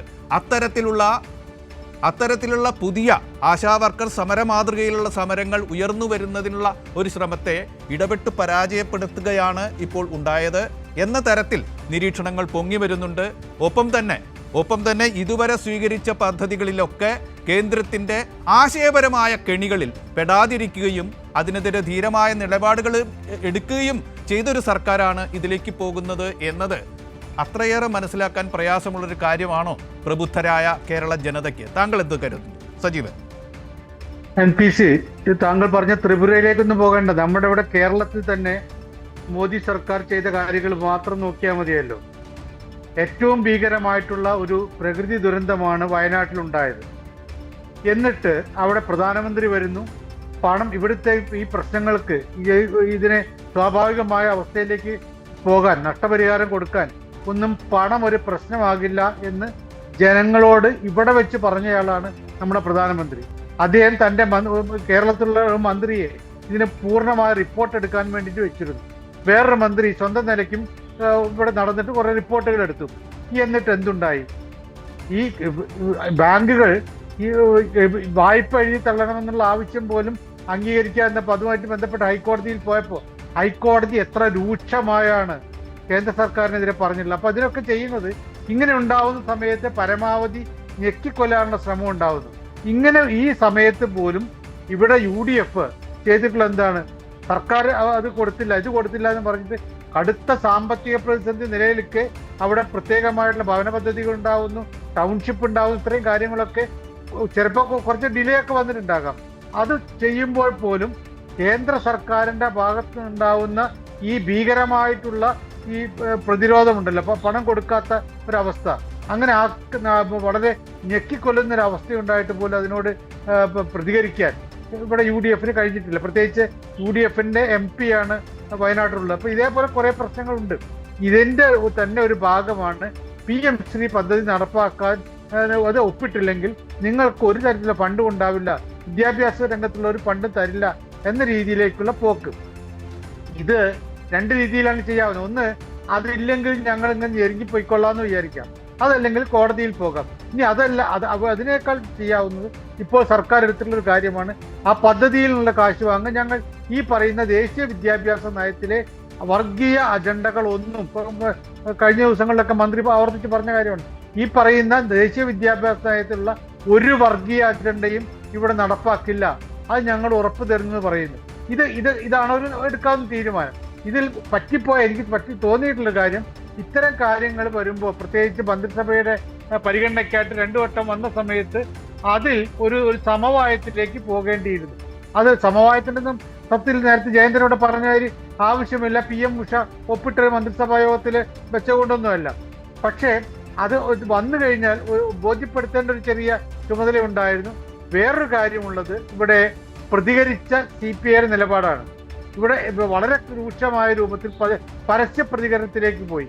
ഈ ഒരു പ്രശ്നം വരുമ്പോൾ അത് മുന്നണിക്കകത്ത് ചർച്ച ചെയ്തിട്ട് പരിഹരിക്കുന്നതിന് പകരമായിട്ട് പരസ്യ പ്രതികരണത്തിലേക്ക് പോയ അവരുടെ എല്ലാ നേതാക്കന്മാരും, അത് വളരെ അടിത്തട്ടിൽ നിന്നുള്ള നേതാക്കന്മാർ മുതൽ ദേശീയ തലത്തിലുള്ള ആളുകൾ വരെ വളരെ രൂക്ഷമായ രൂപത്തിൽ പ്രതികരിക്കുന്ന ഒരവസ്ഥ വന്നു. വേറൊരു കാര്യം നേരത്തെ ജോർജ് ജോസഫ് പറഞ്ഞ പോലെ ഇവിടെ CPIയുടെ യുവജന വിദ്യാർത്ഥി സംഘടനയുടെ കാസർകോട്ടെ നേതാവ് പറഞ്ഞ കാര്യം, അതൊക്കെ ഒരു മുന്നണി മര്യാദയുടെ ലംഘനമാണ് അവിടെയുള്ളത്.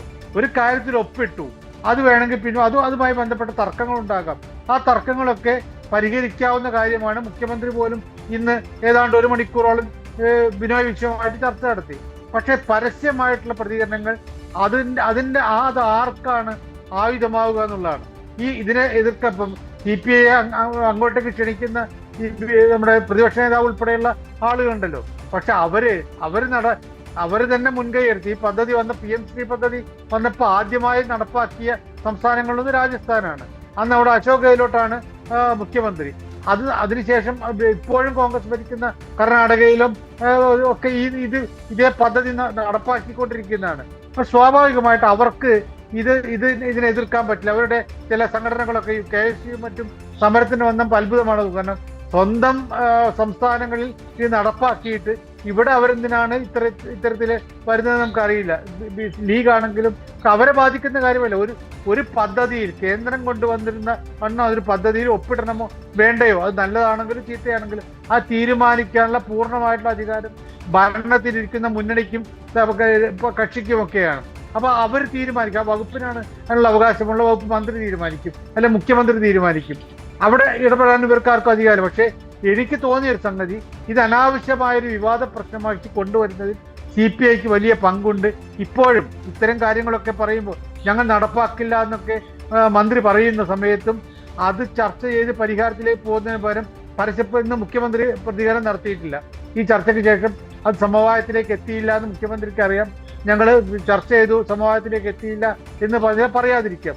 പക്ഷെ ബിനോയ് വിശ്വം തന്നെ പറഞ്ഞു, ഞങ്ങളിപ്പോൾ പറഞ്ഞ കാര്യങ്ങൾ നടപ്പായിട്ടില്ല എന്ന് പറയുന്നു. അപ്പോൾ ഇത്തരത്തിലുള്ള കാര്യങ്ങൾ ആഘോഷിക്കാൻ വേണ്ടിയിട്ട് എതിരാളികൾക്കും മാധ്യമങ്ങൾക്ക് ആഘോഷിക്കാൻ വേണ്ട ഒരു ആയുധം നൽകുന്ന രീതിയിലേക്ക് CPI പോയി എന്നുള്ള കാര്യത്തിൽ ഒരു സംശയവുമില്ല. ഞാൻ വരാം സജീവൻ, ഞാൻ വരാം. ജയചന്ദ്രൻ, ഞാൻ താങ്കളിലേക്ക്. അതായത് ഇതിൽ ഏറ്റവും പ്രസക്തമായി ഇതുപോലൊരു ചർച്ചയിൽ പരിഗണിക്കേണ്ട ഒരു കാര്യം കോടതിയിൽ പോകാൻ പാടില്ലേ? ഇതിനെതിരെ NEP നടപ്പാക്കുന്ന ഈ PM ശ്രീ പദ്ധതിയിൽ ചേരാത്തത് കൊണ്ട് ഞങ്ങൾക്ക് വിദ്യാഭ്യാസ മേഖലയിലെ ഒരുപാട് ഫണ്ട്, കോടിക്കണക്കിന് രൂപയുടെ ഫണ്ട് നിഷേധിക്കുന്നു എന്ന് പറഞ്ഞുകൊണ്ട് കോടതിയിൽ പോയിക്കൂടെ എന്ന്. അതിനെതിരെ ചൂണ്ടിക്കാണിക്കുന്ന ഒരു കാര്യം, ഇത് ഇപ്പോൾ പഠിച്ചുകൊണ്ടിരിക്കുന്ന വിദ്യാർത്ഥികളുടെ വിഭവപരമായ അവകാശ നിഷേധമാണ്, അവരുടെ ആനുകൂല്യങ്ങളുടെ നിഷേധമാണ്. ആ ആനുകൂല്യങ്ങൾ, അത്തരത്തിലുള്ള ആനുകൂല്യങ്ങൾ കുട്ടികളുടെ മൗലികാവകാശമാണ് എന്ന് അംഗീകരിച്ച ഒരു കാലഘട്ടം കൂടിയാണിത്. അവർക്ക് നിഷേധിക്കും. എന്നെങ്കിലും ഒരിക്കൽ അനുകൂലമായോ പ്രതികൂലമായോ ഒരു വിധി വരാം എന്നത് നമ്മൾ കാത്തു നിൽക്കേണ്ടി വരും എന്നൊരു വാദമാണ് അതിൽ ഉന്നയിക്കുന്നത്. കോടതിയിൽ പോയി കേരള സർക്കാരിന് ഇത് പരിഹരിക്കാൻ ആകുമോ? ജയചന്ദ്രൻ,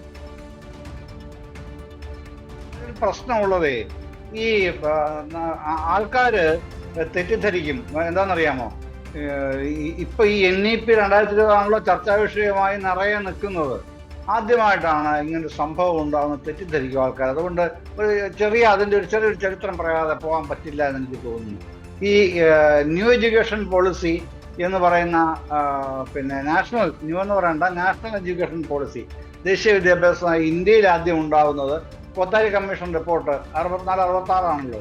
അതിനെ തുടർന്ന് 1968 ഇന്ദിരാഗാന്ധി പ്രധാനമന്ത്രിയായിരിക്കുമ്പോഴാണ് ആദ്യത്തെ നാഷണൽ എഡ്യൂക്കേഷൻ പോളിസി വരുന്നത്. അന്നും പ്രതിപക്ഷം വ്യാപകമായി വലിയ എതിർപ്പുണ്ടായിരുന്നു. അതിന് ചരിത്രത്തിലേക്ക് പോകുന്നില്ല. അത് കഴിഞ്ഞ് അടുത്ത രണ്ടാമത്തെ നാഷണൽ എഡ്യൂക്കേഷൻ പോളിസി വരുന്നത് രാജീവ് ഗാന്ധി പ്രധാനമന്ത്രി ആയിരിക്കെ 1986 അന്ന് വന്ന ഒരു വലിയ നുഴഞ്ഞുകയറ്റം അത് ഭയങ്കരമായ പ്രതിഷേധത്തിനിടയാക്കി. ഹിന്ദി അടിച്ചേൽപ്പിക്കാൻ വേണ്ടി നവോദയ വിദ്യാലയങ്ങളിലൂടെ പുതിയൊരു സ്കീം തന്നെ കേന്ദ്ര സർക്കാർ ആവിഷ്കരിക്കുന്നു. അപ്പോൾ തമിഴ്നാട് അന്ന് പറഞ്ഞത്, ഞങ്ങൾ നവോദയ വിദ്യാലയങ്ങളെ സ്ഥാപിക്കില്ല. ഇപ്പൊ ലാഭം തമിഴ്നാട്ടിൽ ഇപ്പോഴും നവോദയ വിദ്യാലയങ്ങളില്ല. ഇന്നത്തെ എതിർപ്പിന്റെ തുടർച്ചയാണ് ഇന്നും. 86 തുടങ്ങിയ എതിർപ്പാന്ന് ഓർക്കണം. അതുണ്ട്. അതിനുശേഷമാണ് ഇപ്പൊ ഇത് വരുന്നത് 2020. അതിരിക്കട്ടെ, ഈ 1951 ഒന്നാം പഞ്ചവത്സര പദ്ധതി മുതൽ നമുക്ക് സെൻട്രലി സ്പോൺസേഡ് സ്കീം എന്ന് പറഞ്ഞ കേന്ദ്രാവിഷ്കൃത പദ്ധതികൾ CSS എന്ന ചുരുക്കത്തിൽ അറിയപ്പെടുന്നുണ്ട്. അങ്ങനെയുള്ള CSS ഈ 1ഉം 2ഉം പിണറായി മന്ത്രിസഭകളിൽ 82 കേന്ദ്രാവിഷ്കൃത പദ്ധതികൾ നടപ്പിലാക്കുന്നുണ്ട്. അതിൽ 81 കൊള്ളാം, 82ാമത്തത് ഇത് കൊള്ളില്ല എന്ന് പറയുന്നതിൽ എന്ത് അടിസ്ഥാനമാണുള്ളത്? MPC അതൊന്ന് വിവരിക്കണ്ടേ വിമർശകര്? ബാക്കിയുള്ള പൈസ കിട്ടുന്ന കാര്യം അവിടെ നിൽക്കട്ടെ, ഞാൻ അതിലേക്ക് ഇപ്പൊ വരുന്നില്ല. പക്ഷെ ഈ 82ൽ 81 കൊള്ളാം, ഇത് മാത്രം പറ്റില്ല എന്ന് പറയുന്നതിന്റെ അകത്ത് എന്ത് ലോജിക്കാണുള്ളത്? ഒന്ന്. രണ്ടാമത്, ഈ CPIയുടെ 4 വകുപ്പുകളാണല്ലോ ഉള്ളത്. ഈ 4 വകുപ്പുകളിലും ഈ കേന്ദ്രാവിഷ്കൃത പദ്ധതികൾ CSS നടപ്പിലാക്കുന്നുണ്ട്. എല്ലാത്തിലും 60-40 ആണ്. എല്ലാത്തിലും ഇല്ല, ബഹുഭൂരിപക്ഷവും. എന്നാൽ 100% കേന്ദ്രാവിഷ്കൃത പദ്ധതിയാണ് ഏത്? മറ്റേ നെല്ല് സംഭരണ പദ്ധതി. 100% കേന്ദ്രാവിഷ്കൃത പദ്ധതിയായിട്ടുള്ളൊരു പദ്ധതിയാണ്. പക്ഷേ ചീത്തവള്ളി മുഴുവൻ ആർക്കാണ്? ചീത്തവള്ളി മുഴുവൻ പിണറായി വിജയനാണ്, എടുത്ത സർക്കാരിനാണ്, CPIക്ക് പോലുമല്ല കിട്ടുന്നത്. പക്ഷെ ഈ 100% കേന്ദ്രാവിഷ്കൃത പദ്ധതി ആണിതെന്നും ഇത് പണം തരേണ്ട ഉത്തരവാദിത്വം പ്രാഥമികമായി തന്നെ ഉത്തരവാദിത്വം കേന്ദ്ര സർക്കാരിനാണെന്നും പറയാനായിട്ട് എന്തുകൊണ്ടാണ് ഇപ്പോഴത്തെ വിമർശകർ, ഈ PMC അടക്കം വിമർശിക്കുന്നവർ, NEP വിമർശിക്കുന്നവർ എന്തുകൊണ്ടാണ് അത് പറയാത്തത്? അതുപോലെ ഗ്രാമീണ തൊഴിലുറപ്പ് പദ്ധതി, മഹാത്മാഗാന്ധി ഗ്രാമീണ തൊഴിലുറപ്പ് പദ്ധതിയിൽ 3000 ചില്ലുവാനം കോടി രൂപയാണ് ഇപ്പോഴും കുടിശ്ശികയായിട്ടുള്ളത്. മിണ്ടുന്നില്ല. അങ്ങനെ എത്രയോ പദ്ധതികൾ ഈ വിദ്യാഭ്യാസ വകുപ്പിൽ തന്നെ വിദ്യാഭ്യാസ മന്ത്രി വി ശിവൻകുട്ടി പറഞ്ഞല്ലോ, 17 പദ്ധതികൾ കേന്ദ്രാവിഷ്കൃത പദ്ധതികളാണ് നടപ്പിലാക്കുന്നത്. അങ്ങനെ ഓരോ ഡിപ്പാർട്ട്മെന്റ് ലിസ്റ്റിലുണ്ട്. അതിവിടെ പറയുന്ന കാര്യമില്ല, സമയമില്ല, അത് പറയുന്നുമില്ല. ഏറ്റവും പ്രധാനപ്പെട്ട മറ്റൊരു കാര്യം, ഈ വർഗീയ അജണ്ടയാണല്ലോ NPC പറയുന്നത്. അങ്ങനെയാകുമ്പോൾ NCERT പറയുന്നത് national council of education research and training. അപ്പൊ നമ്മളെ വിട്ടേക്കൂ. കേരളം വിമർശന വിധേയമായിട്ട് നിൽക്കുന്ന സംസ്ഥാനമാണ്. CPM നിങ്ങൾ വിമർശിക്കുന്നു, ആയിക്കോളൂ. ഒറ്റ ചോദ്യമുള്ളൂ അങ്ങോട്ട്. ഈ അല്ലാതെ കോൺഗ്രസ് ഭരിക്കുന്ന തെലങ്കാനയുണ്ട്, കർണാടകയുണ്ട്, പിന്നെ മറ്റേ ഹിമാചലുണ്ട്, അങ്ങനെ സംസ്ഥാനങ്ങളുണ്ടല്ലോ. അവിടെ ഈ PMC ഒപ്പിട്ടിട്ടുള്ള സംസ്ഥാനങ്ങൾ ഇതൊക്കെ കേട്ടോ. അവിടെ ഈ NCERT-യുടെ പാഠപുസ്തകങ്ങളെ പഠിപ്പിക്കൂ, സംസ്ഥാനത്തിന്റെ SCERT-യുടെ പാഠപുസ്തകങ്ങൾ പഠിപ്പിക്കില്ല എന്ന നിർദ്ദേശം വെക്കുകയും ആയത് നടപ്പാക്കുകയും ചെയ്തിട്ടുണ്ടോ എന്ന് വ്യക്തമാക്കാനുള്ള നട്ടില് വേണം ആർക്ക്? ഈ പ്രതിപക്ഷത്തിന് പറയണ്ടേ അത്. അങ്ങനെ ഉണ്ടെങ്കിൽ നമ്മൾ പറയുന്നത് തെറ്റാണെന്ന് പറഞ്ഞോളൂ. ഇവിടെ കരിക്കുലത്തിൽ അങ്ങനെ ഇല്ല, അത് സംസ്ഥാനത്തിന്റെ അധികാരത്തിലാണെന്നുള്ളത് ഈ പദ്ധതിയിൽ വ്യക്തമായി പറയുന്നുണ്ട് NPC. അതുകൊണ്ടാണ് ഞാൻ വെല്ലുവിളിച്ച് ചോദിക്കുന്നത്.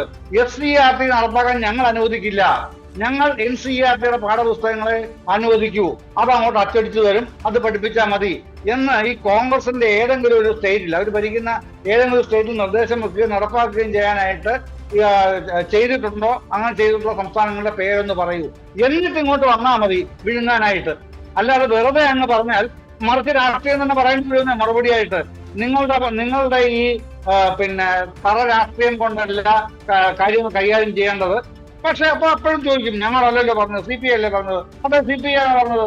അവർക്ക് അവരുടെ രാഷ്ട്രീയ വിമർശനമുണ്ട്, ആ വിമർശനം ഉൾക്കൊള്ളുന്നു, അതിനും തുടരും. അതല്ലാതെ ചില മാധ്യമങ്ങൾ പറയുന്നത് പോലെ CPI ഇറങ്ങിപ്പോകാൻ പോകുന്നു എന്നുള്ള തെറ്റിദ്ധാരണ ഇവിടെ ആർക്കുമില്ല, അങ്ങനെ സംഭവിക്കാനും പോകുന്നില്ല. അത് വ്യക്തം. ജയചന്ദ്രൻ, ഞാൻ ചോദിച്ചത് കോടതിയിൽ പോകാൻ പാടില്ലേ എന്ന ചോദ്യത്തിന് എന്താണ് ഒരു മാധ്യമപ്രവർത്തകൻ എന്ന നിലയ്ക്ക് മറുപടി? താങ്കൾ പറയുക. അല്ല, ഏതിന് കോടതിയിൽ പോകാൻ കഴിയുന്നു? നമ്മൾ കോടതിയിൽ പോയത് ഇവരാരും കണ്ടില്ലേ? കഴിഞ്ഞ വർഷം ഫെബ്രുവരി 8-ന് ജന്തർ മന്ദിറിൽ MLA-മാരും മുഖ്യമന്ത്രി ഉൾപ്പെടെ സമരം ചെയ്തു. അത് കഴിഞ്ഞ് കോടതിയിൽ പോയി. എന്താണ് കേന്ദ്രത്തിന്റെ ശ്വാസം മുട്ടിക്കൽ, ഞെരുക്കൽ, കേരളത്തിലെ മുമ്പോട്ട് ജീവിക്കാൻ അനുവദിക്കാതെയുള്ള ശ്വാസം മുട്ടിക്കൽ ഇടപെടണം സുപ്രീം കോടതി. അതിൽ ഇതെല്ലാം ഉണ്ടല്ലോ. ഞാൻ മുമ്പേ പറഞ്ഞ കേന്ദ്രാവിഷ്കൃത പദ്ധതികളുണ്ടല്ലോ, അതിലെല്ലാം തടഞ്ഞു വെച്ചിരിക്കുന്ന പണത്തിന്റെ കാര്യമടക്കം ഈ പറയുന്ന എല്ലാ പദ്ധതികളുടെ കാര്യം അതിനകത്ത് പറയുന്നുണ്ട്. അപ്പൊ സുപ്രീം കോടതി പറഞ്ഞ എന്താ? ഇതൊന്നും അടിയന്തര സാഹചര്യമില്ല, കേരളത്തിന്റെ മാത്രമല്ല തമിഴ്നാട്ടിന്റെ ഇതേ ആവശ്യത്തിൽ ഇതൊന്നും അടിയന്തര സാഹചര്യത്തിൽ പരിഗണിക്കേണ്ടതല്ല എന്തിനാണല്ലോ അന്ന് പറഞ്ഞത്. അതേ ആ സ്റ്റാറ്റസ് തന്നെയാണ് എപ്പോഴും നിലനിർത്തുന്നത്. അടിയന്തര സാഹചര്യം അതാണ് ഞാൻ പറഞ്ഞത്. ഇപ്പൊ പഠിച്ചുകൊണ്ടിരിക്കുന്ന കുട്ടികളുടെ അവകാശമാണത്. അത് കോടതികളുടെ ഇത്തരത്തിലുള്ള ദീർഘകാല വ്യവഹാരങ്ങൾക്ക് എറിഞ്ഞു കൊടുക്കാനുള്ളതല്ല. അത് കുട്ടികളുടെ അവകാശം സംരക്ഷിക്കേണ്ടതുണ്ട്.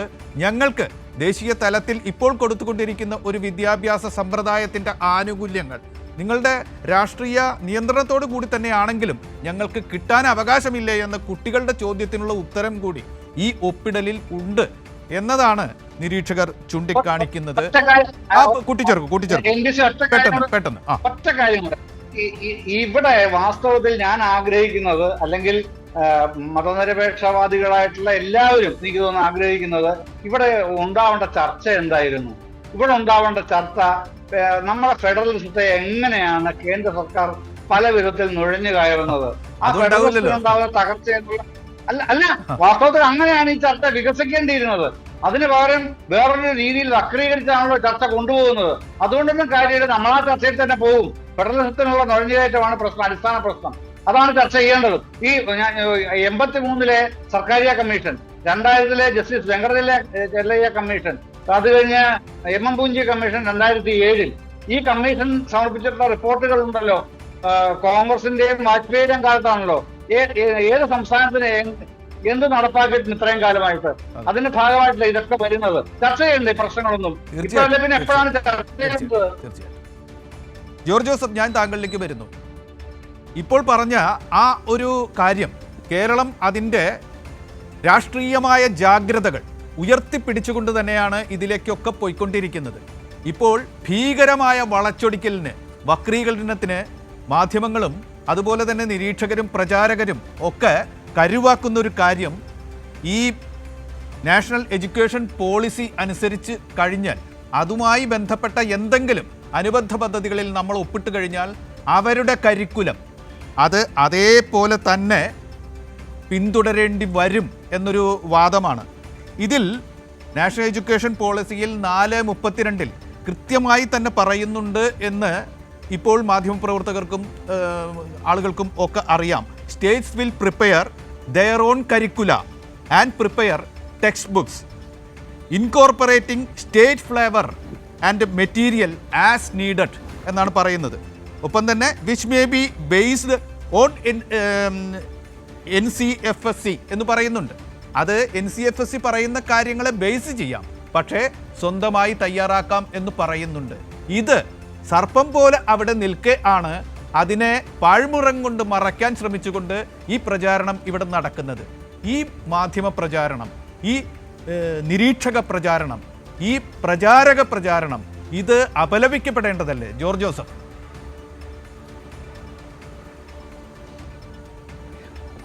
NPC ഞാൻ ആദ്യം ഈ പറഞ്ഞ NPC വായിച്ച സ്റ്റേറ്റ്മെൻറ്റ് അതുപോലെ അത് തന്നെ കൃത്യമായിട്ട്, അതാണ് ഞാൻ നേരത്തെ ചൂണ്ടിക്കാണിച്ചത്. കേന്ദ്ര വിദ്യാഭ്യാസ വകുപ്പ് സെക്രട്ടറി കൃത്യമായൊരു ക്ലാരിഫിക്കേഷൻ അതിനകത്ത് മാധ്യമങ്ങളുടെ മുമ്പിൽ നൽകുന്നത് നമ്മൾ കേട്ടതാണ്. പിന്നെ ഇപ്പോൾ വായിച്ചതും വളരെ ക്ലിയർ ആയിട്ടുള്ള കാര്യമാണ്. NPC അതിനു മുമ്പ് ഞാൻ ഈ കോടതിയിൽ പോകുന്നതിൻ്റെ കാര്യത്തെക്കുറിച്ച് ചോദിച്ചപ്പോൾ ഒറ്റ കാര്യം പറഞ്ഞോട്ടെ. ആ കാര്യത്തിൽ ഇത് കോടതിയിൽ പോകുമ്പോൾ ഉണ്ടാകുന്നൊരു വിഷയം എന്താ വെച്ചാൽ, ഇത് നമ്മളിപ്പോൾ വ്യവഹാരത്തിൻ്റെ ഒരു സമയത്തിൻ്റെ കാര്യം നീണ്ടുപോകുന്നതൊക്കെ NPC ചൂണ്ടിക്കാണിച്ചു. അപ്പോൾ നിലവിൽ പഠിക്കുന്ന വിദ്യാർത്ഥികളുടെ അവകാശം നിഷേധിക്കപ്പെടുന്ന കാര്യം വ്യക്തമായി പറഞ്ഞു. പക്ഷേ ഇവിടെ വരുന്നൊരു പ്രശ്നം എന്ന് വെച്ചാൽ, ഇത് ഒരു ഭരണപരമായൊരു ഗവൺമെൻറ്റിൻ്റെ നടപടിക്രമങ്ങളുടെ ഭാഗമാണ്. ഇതേതെങ്കിലും ഭരണഘടനാ പ്രശ്നമോ അല്ലെങ്കിൽ നിയമപരമായ പ്രശ്നമോ അങ്ങനെയൊന്നും ഇതിനകത്ത് വരുന്നില്ല. അതുകൊണ്ട് ഒരുപക്ഷെ കേരളത്തിൻ്റെ വാദത്തിന് അനുകൂലമായ വിധി കോടതിയിൽ പോയാൽ കിട്ടിക്കൊള്ളണമെന്നില്ല. കോടതി ഒരുപക്ഷെ പറയാം കേന്ദ്ര സർക്കാരിന് അങ്ങനെയുള്ള നയങ്ങൾ നിർദ്ദേശിക്കാനുള്ള അവകാശമുണ്ട്. അവർ പണം തരുമ്പോൾ ഇന്ന കാര്യങ്ങൾ ചെയ്യണമെന്ന് പറയാനുള്ള വിദ്യാഭ്യാസം കൺകറൻറ്റ് ലിസ്റ്റിലാണ്. അതുകൊണ്ട് അങ്ങനെ പറയാനതിൽ അപാകതയില്ല എന്ന് വേണമെങ്കിൽ കോടതി പറയാം. കാരണം ഇത് അങ്ങനെ ഒരു വിഷയമല്ല. ഇത് ഭരണഘടനാപരമായ നിയമപരമായ ഇഴവീരി നമ്മളിപ്പോൾ നമ്മുടെ അവകാശങ്ങൾ നമുക്ക് കടമെടുക്കുന്നതിന് നമ്മുടെ ഈ പറഞ്ഞ ധനകാര്യ ഫെഡറലിസത്തിലേക്ക് കടന്നുകയറ്റത്തിൻ്റെ കാര്യം, കടമെടുപ്പിൻ്റെ കാര്യത്തിലൊക്കെ നമ്മൾ കേസിന് പോയിട്ടുണ്ട്. ആ കേസ് ഇപ്പോൾ എന്താ, അതിനകത്ത് ഭരണഘടനാപരമായ പ്രശ്നമുണ്ട്. ഭരണഘടനയുടെ ആർട്ടിക്കിളുകൾ അനുസരിച്ച് ഒരു സംസ്ഥാനത്തിൻ്റെ ഫെഡറൽ ഘടനയിലേക്ക്, ധനകാര്യ മേഖലയിലേക്ക്, അവരുടെ കടമെടുക്കുന്നതിനുള്ള അവകാശത്തിലേക്ക് എത്രത്തോളം നിയന്ത്രണം കേന്ദ്രത്തിനാകാം എന്നുള്ളത് ഒരു ഭരണഘടനാപരമായ വിഷയം തന്നെയാണെന്ന് മനസ്സിലാക്കിക്കൊണ്ട് അതൊരു വിശാല ബെഞ്ചിലേക്ക് വിട്ടിരിക്കുകയാണ്. അതിന് എത്ര കാലം എടുക്കുമെന്ന് നമുക്കറിയില്ല. അത് തീർച്ചയായിട്ടും ഒരുപാട് കാലതാമസം എടുക്കുന്ന കാര്യമാണ്.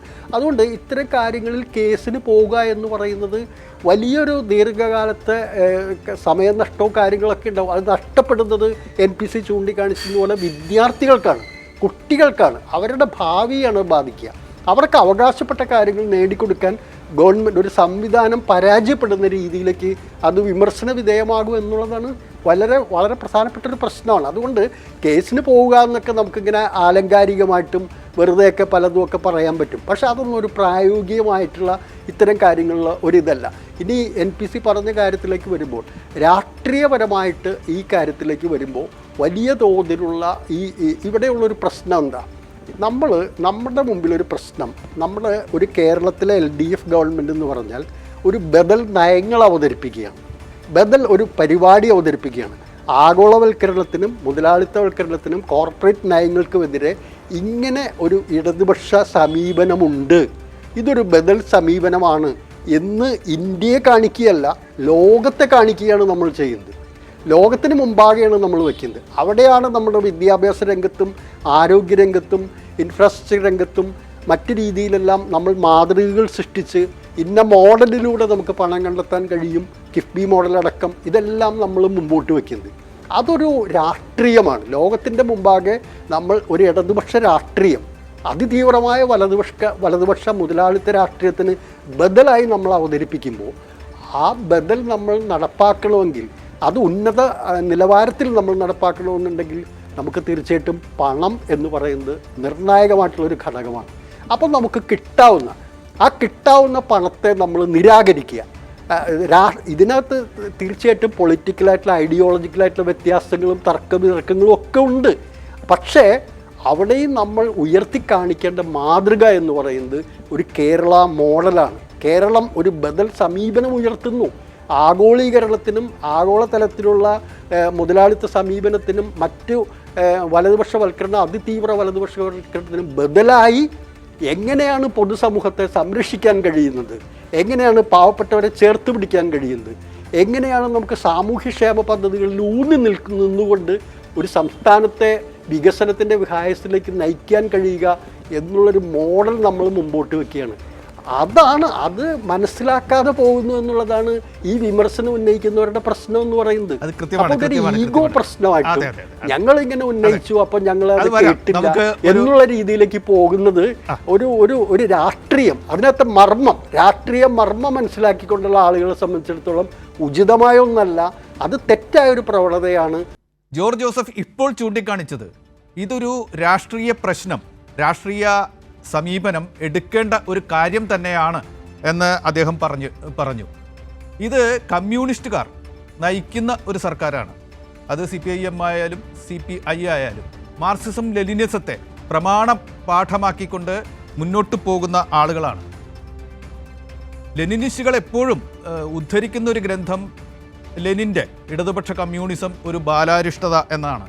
മാറ്റമില്ലാത്ത സൂത്രവാക്യങ്ങളെ പിൻപറ്റലല്ല, മാറുന്ന സാഹചര്യങ്ങൾക്കൊത്ത് ടാക്ടിക്സ് സ്വീകരിക്കലാണ് ഒരു വിപ്ലവ പാർട്ടി ചെയ്യേണ്ടത്, കമ്മ്യൂണിസ്റ്റ് പാർട്ടി ചെയ്യേണ്ടത്, മാർക്സിസ്റ്റ് ലെനിനിസ്റ്റ് പാർട്ടി ചെയ്യേണ്ടത് എന്ന് ആവർത്തിച്ച് അതേ ഒരു പോയിന്റ് ആവർത്തിച്ച് പറയുന്ന ഒരു പുസ്തകം ആണ് അത്. നമ്മുടെ നാട്ടിലും സാഹചര്യങ്ങൾ മാറിക്കൊണ്ടിരിക്കുകയാണ്. അതനുസരിച്ച് നിലപാടെടുത്ത് ആ സാഹചര്യങ്ങളെ മുറിച്ചു കടക്കാനുള്ള ഒരു പ്രായോഗികത രാഷ്ട്രീയ കക്ഷികൾ കാണിക്കേണ്ടതല്ലേ? അത് ഇവരെയൊക്കെ നയിക്കാൻ ഇടവരുത്തേണ്ടതല്ലേ? ഈ പ്രശ്നത്തിൻ്റെ രാഷ്ട്രീയം എന്താണ്, അതെങ്ങനെ ജനങ്ങൾക്കും രാഷ്ട്രീയമുണ്ട്, ജനങ്ങൾ മനസ്സിലാക്കണം എന്നാണ് രാഷ്ട്രീയം നന്നായി നിരീക്ഷിക്കുന്ന മാധ്യമപ്രവർത്തകൻ എന്ന നിലയ്ക്ക് സജീവൻ പറയുക. തീർച്ചയായും NPC പറഞ്ഞ പോലെ പ്രത്യയശാസ്ത്ര സാക്ഷ്യം എന്ന് പറയുന്നത് പലപ്പോഴും ഭരണത്തിലിരിക്കുന്ന പാർട്ടിക്ക് ഗുണം ചെയ്യില്ല. കാരണം ഭരിക്കുക എന്ന് പറയും ജനങ്ങളുടെ അവകാശങ്ങളും ജനങ്ങളുടെ ആവശ്യങ്ങളും നിറവേറ്റുക എന്നുള്ളതാണ് ഭരിക്കുന്ന പാർട്ടിയിലുള്ള മന്ത്രിമാരുടെയും ജനപ്രതിനിധികളുടെയൊക്കെ ചുമതല. അവിടെ പ്രത്യയശാസ്ത്ര ശാഠ്യം വെച്ചുകൊണ്ട് മുന്നോട്ടേക്ക് നീങ്ങുമ്പോൾ ഉണ്ടാകുന്ന കുറേ പ്രശ്നങ്ങളുണ്ട്. ഇവിടെ നേരത്തെ ജോർജ് ജോസഫും ഒക്കെ പറഞ്ഞ പോലെ ഒരു വലിയ പ്രശ്നമുള്ളത് സാമ്പത്തികമായിട്ടുള്ള വലിയ ഒരു പ്രതിസന്ധി നമുക്ക് ഉണ്ടാക്കാൻ, ഇവിടെ സ്വാഭാവികമായി ഉണ്ടാവുന്നതിനേക്കാൾ അപ്പുറത്ത് ഇവിടെ സാമ്പത്തിക പ്രതിസന്ധി ഉണ്ടാക്കാൻ വേണ്ടി അക്ഷീണം പ്രവർത്തിച്ചുകൊണ്ടിരിക്കുന്ന ഒരു കേന്ദ്ര സർക്കാരാണുള്ളത്. എങ്ങനെയൊക്കെ ഞെരുക്കാം, എങ്ങനെയൊക്കെ ഞെക്കിക്കൊല്ലാമെന്ന രീതിയിലാണ് കാര്യങ്ങൾ മുന്നോട്ടേക്ക് കൊണ്ടുപോകുന്നത്. അപ്പോൾ പലപ്പോഴും അതനുസരിച്ച് ഞങ്ങൾ എത്രമാത്രം ഞെരിക്കാലും ഞങ്ങൾ അങ്ങനെ സഹിച്ചു ഇരുന്നു കൊള്ളാം എന്ന് പറഞ്ഞിട്ട് ഭരണം മുന്നോട്ടേക്ക് കൊണ്ടുപോകാൻ കഴിയില്ല. 5 വർഷത്തെ മാൻഡേറ്റ് എന്ന് പറയുന്നത് ജനങ്ങൾക്ക് അവരുടെ അവകാശങ്ങളും അവരുടെ ആവശ്യങ്ങളും നിറവേറ്റുന്ന ഒരു സർക്കാർ ആയിരിക്കുക എന്ന് പറയുന്നത്. അപ്പോൾ അതിന് വേണ്ട രീതിയിലുള്ള കാര്യങ്ങൾ നടപ്പാക്കണം. ഇവിടുത്തെ ഒരു വലിയ പ്രശ്നം CPI നേതാക്കന്മാർ, അവരുടെ വിദ്യാർത്ഥി നേതാക്കന്മാർ മുതൽ രാജ ഉൾപ്പെടെയുള്ള ആളുകൾ പറയുന്നൊരു കാര്യം, ഞങ്ങൾക്ക് പ്രശ്നം PM ശ്രീയിൽ ഒപ്പിട്ടോ എന്നുള്ളതല്ല, അതിനേക്കാൾ പ്രധാനപ്പെട്ട ദേശീയ വിദ്യാഭ്യാസ നയത്തോടാണ്, അതിലെ കാവ്യവൽക്കരണത്തോടാണ് എതിർപ്പ് എന്ന് പറയുന്നത്. അങ്ങനെ കാവ്യവൽക്കരണത്തോട് എതിർപ്പുണ്ട് എങ്കിൽ അവർ മനസ്സിലാക്കേണ്ടത് ഈ വിദ്യാഭ്യാസ നയം ഇവിടെ നടപ്പാക്കാൻ PM ശ്രീ MIO ഒപ്പിടുന്നതോടുകൂടി തന്നെ അത് നടപ്പാക്കാൻ ബാധ്യസ്ഥരാണോ എന്നുള്ളതാണ്. ഇവിടെ ജയേന്ദ്രൻ പറഞ്ഞു, താങ്കൾ പറഞ്ഞു, ജോർജ് ജോസഫ് പറഞ്ഞു, ഇവിടെ അതൊരു കൃത്യമായിട്ടുള്ള ഒരു മാൻഡേറ്റ് അല്ല. അങ്ങനെ നിങ്ങൾ നിർബന്ധമായിട്ടും ചെയ്യണമെന്ന ഒരു വ്യവസ്ഥ ഇല്ല എങ്കിൽ പിന്നീട് എന്താണ് ഇത് ഒപ്പിട്ടുകൊണ്ടുണ്ടാകുന്ന പ്രശ്നം? ഇപ്പോഴും CPI നേതാക്കന്മാർ പറയുന്ന അവരുടെ ഒബ്ജക്ഷൻ എന്ന് പറയുന്നത്, ഇപ്പം ഞാൻ എന്തുകൊണ്ട് CPI എന്ന് പറയുന്നുള്ള കാര്യം അത് സംശയിക്കേണ്ട. കോൺഗ്രസ്സുകാരോ UDFിലെ മറ്റ് ലീഗുകാരോ മറ്റുള്ളവർ പരിഗണിക്കേണ്ട കാര്യമില്ല. കാരണം അവരെ ബാധിക്കുന്ന കാര്യമല്ല, അവർ ഭരണത്തിലുള്ള പാർട്ടിയല്ല, അല്ലെങ്കിൽ മുന്നണിയല്ല, അവർ പുറത്താണ്. അവർക്ക് എന്ത് അഭിപ്രായം പറയാം, എന്തെല്ലാം പൊന്ന് കെട്ടിക്കൊടുത്താൽ പോലും അത് മുക്കാണെന്ന് പറയുന്ന രീതിയാണ് പ്രതിപക്ഷത്തെന്ന ഏത് രാഷ്ട്രീയ പാർട്ടിയാണെങ്കിലും. അപ്പോൾ അത് പരിഗണിക്കേണ്ടത്. പക്ഷേ CPI ഇവിടെ ഒരു ഭരണ പ്രതിസന്ധി ഉണ്ടാക്കുന്ന രീതിയിൽ, ഭരണപ്രതിസന്ധിയിലേക്ക് നീങ്ങിയിട്ടില്ലെങ്കിൽ പോലും ഇപ്പോൾ മന്ത്രിസഭാ യോഗത്തിൽ പങ്കെടുക്കാതിരിക്കുക, മന്ത്രിമാരെ പിൻവലിപ്പിക്കുക എന്നൊക്കെ പറയുന്നത് സ്വാഭാവികമായിട്ട് ആ രീതിയിലേക്ക് അതിലേക്ക് അവർ സാധ്യത ഞാൻ കാണുന്നില്ല. പക്ഷേ ഇനി 4 മിനിറ്റേ ഉള്ളൂ. തീർച്ചയായിട്ടും അതിൽ ഞാൻ അവസാനിപ്പിക്കണം. അപ്പൊ ഈ രീതിയിലേക്ക് പോകുന്നൊരവസ്ഥ ഉണ്ടാകാൻ പാടില്ലായിരുന്നു. അത് സത്യത്തിൽ ഈ പ്രത്യയശാസ്ത്ര ശാഠ്യം എന്ന് പറയുന്നത് എല്ലാ രാഷ്ട്രീയ പാർട്ടികളും, പ്രത്യേകിച്ച് താങ്കൾ പറഞ്ഞ പോലെ മാർക്സിസം ലെനിനിസം അടിസ്ഥാന പ്രമാണമാക്കിയിട്ടുള്ള രാഷ്ട്രീയ പാർട്ടികൾ അതൊരിക്കൽ പോലും പ്രത്യയശാസ്ത്ര ശാഠ്യത്തിലേക്ക് പോകാൻ പാടില്ല. ജയചന്ദ്രൻ, ഞാൻ നേരത്തെ ഉദ്ധരിച്ച ആ പുസ്തകം കമ്മ്യൂണിസ്റ്റുകാർ എപ്പോഴും അവരുടെ രാഷ്ട്രീയ പ്രയോഗത്തിൻ്റെ പാഠപുസ്തകമായി പറയുന്ന ലെനിൻ്റെ പുസ്തകം പറയുന്നു, ചില പ്രത്യേക ഘട്ടങ്ങൾ വരും, അപ്പോൾ പ്രയാണപഥം മാറ്റാൻ ശേഷിയുള്ളവർ മാത്രമാണ് നേതാക്കൾ. അങ്ങനെ ചെയ്യുന്ന ഒരു നേതൃസംഘത്തെ മാത്രമാണ് നേതൃത്വം എന്ന് പറയാൻ കഴിയുക എന്ന്. നമ്മുടെ ചില പ്രയാണപഥങ്ങൾ മാറ്റാനുള്ള രാഷ്ട്രീയമായ ആധികാരികത, ടാക്റ്റിക്കലായിട്ടുള്ള ആധികാരികത നമ്മുടെ നേതാക്കൾ കാണിക്കേണ്ടതല്ലേ? ഈ ഘട്ടത്തിൽ നമ്മളത് ഓർമ്മിപ്പിക്കേണ്ടതല്ലേ ജയചന്ദ്രൻ? നിശ്ചയമായും നേതാക്കളിൽ നിന്ന് നാട് പ്രതീക്ഷിക്കുന്ന അത് മാത്രമാണ് NPC. ഈ കാര്യത്തിൽ ഒറ്റ കാര്യം കൂടെ പറഞ്ഞാൽ അവസാനിപ്പിക്കാം. അതെ അതെ, തീരുവാണ് സമയം. 2020 ജൂലൈ 29 പിന്നെ നാഷണൽ എഡ്യൂക്കേഷൻ പോളിസി എന്ന പോളിസി ഫ്രെയിംവർക്ക്, അടിവരയിട്ട് പറയുന്നത് പോളിസി ഫ്രെയിംവർക്ക് മാത്രമാണ്, അല്ലാതെ സ്കീമല്ല, നയരേഖ മാത്രമാണ്.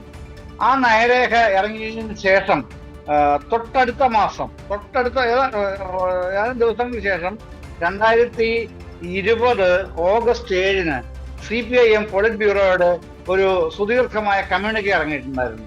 ഇപ്പോഴും CPIM.org നോക്കിയാൽ കിട്ടും. അത് ഓഗസ്റ്റ് 7 2020. അതിൽ സവിസ്തരം പ്രതിപാദിക്കുന്നുണ്ട് വിമർശനങ്ങൾ, എന്താണ് ഈ പദ്ധതിയുടെ വിമർശനങ്ങൾ എന്നുള്ളത്. അപ്പോൾ ഞാൻ അതുകൊണ്ട് ഞാൻ മുമ്പ് ചോദിച്ചത്, national council of education research and training എന്ന് പറയുന്ന NCERTയുടെ പാഠപുസ്തകങ്ങൾ മാത്രമേ പഠിപ്പിക്കാൻ പറ്റൂ എന്ന് എവിടെയെങ്കിലും അവർ ഇൻസിസ്റ്റ് ചെയ്യുന്നുണ്ടോ? അങ്ങനെ ചെയ്തതായിട്ട് കോൺഗ്രസിന്റെ ഏതെങ്കിലും സംസ്ഥാനത്ത് അനുഭവം ഉണ്ടോ? ഉണ്ടെങ്കിൽ പറയൂ. പക്ഷെ കേരളം പറഞ്ഞിട്ടുള്ളത് ഞങ്ങൾ SCERT പഠിപ്പിക്കൂ, NCERT ഞങ്ങൾക്ക് വേണ്ട, കരിക്കുലം സിലബസ് ഞങ്ങൾ തീരുമാനിക്കും. ഇത് തന്നെയാണ്, ആ വിമർശനം തന്നെയാണ് CPIM ഉന്നയിച്ച് പോന്നിട്ടുള്ള വിമർശനത്തിൽ ഒരു മാറ്റവും വരുത്തിയിട്ടില്ല. പിന്നെ CPIയുടെ ഇപ്പോഴത്തെ വിമർശനങ്ങൾക്ക് മറ്റെന്തെങ്കിലും മാനങ്ങൾ നൽകാനൊന്നും ഞാൻ താല്പര്യപ്പെടുന്നതേ ഇല്ല.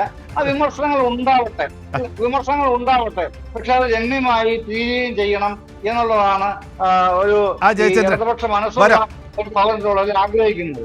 ജോർജ് ജോസഫ്, താങ്കൾ അവസാനിപ്പിക്കൂ. താങ്കളാണ് രാഷ്ട്രീയമായൊരു ബദലിൻ്റെ രീതികൾ ഇതിനുണ്ട് എന്ന് പറഞ്ഞത്. അത് ഒന്നുകൂടി അത് പറഞ്ഞുകൊണ്ട് ആവർത്തിച്ചുകൊണ്ട് നമുക്ക് ഈ ചർച്ച അവസാനിപ്പിക്കാം. ജോർജ് ജോസഫ്, 1 മിനിറ്റേ ഉള്ളൂ ബാക്കി. NPC ലെനിൻ്റെ പുസ്തകം NPC കോട്ട് ചെയ്ത് വളരെ ശ്രദ്ധേയമായൊരു കാര്യമാണ്, വളരെ പ്രസക്തമായിട്ടുള്ള കാര്യമാണ്. കാരണം ലോകത്ത് അങ്ങനെയുള്ള ആ പ്രത്യയശാസ്ത്രപരമായ നിലപാടുകളിൽ ഊന്നി നിന്നുകൊണ്ട് പ്രായോഗികമായ മാറ്റങ്ങളെക്കുറിച്ച് ഉള്ള മുന്നേറ്റം കാണുന്നത് നമ്മുടെ മുമ്പിൽ ദൃഷ്ടാന്തമായി ചൈന എന്ന് പറയുന്ന രാജ്യമുണ്ട്. അവരിപ്പോഴും കമ്മ്യൂണിസ്റ്റ് രാജ്യം തന്നെയാണ്, കമ്മ്യൂണിസ്റ്റ് പാർട്ടിയാണ് ആ രാജ്യത്ത് നയിക്കുന്നത്. അടുത്തിടെ അവിടെ കമ്മ്യൂണിസ്റ്റ് പാർട്ടിയുടെ പ്ലീനം അടക്കമുള്ള കാര്യങ്ങളൊക്കെ ചേർന്നതും തീരുമാനങ്ങളെടുത്തൊക്കെ നമ്മൾ കണ്ടു. പക്ഷേ അവർ വികസനത്തിൻ്റെ പാതയിൽ പ്രായോഗികമായ മാറ്റങ്ങൾ സ്വീകരിച്ചുകൊണ്ട് ആ രാജ്യത്തെ ലോകത്തിൻ്റെ 1ാം നിര രാജ്യങ്ങളുടെ ഇതിലേക്ക്, അമേരിക്കയ്ക്കൊപ്പം നിൽക്കുന്ന ഒരു രാജ്യത്തിലേക്ക് വരികയാണ്.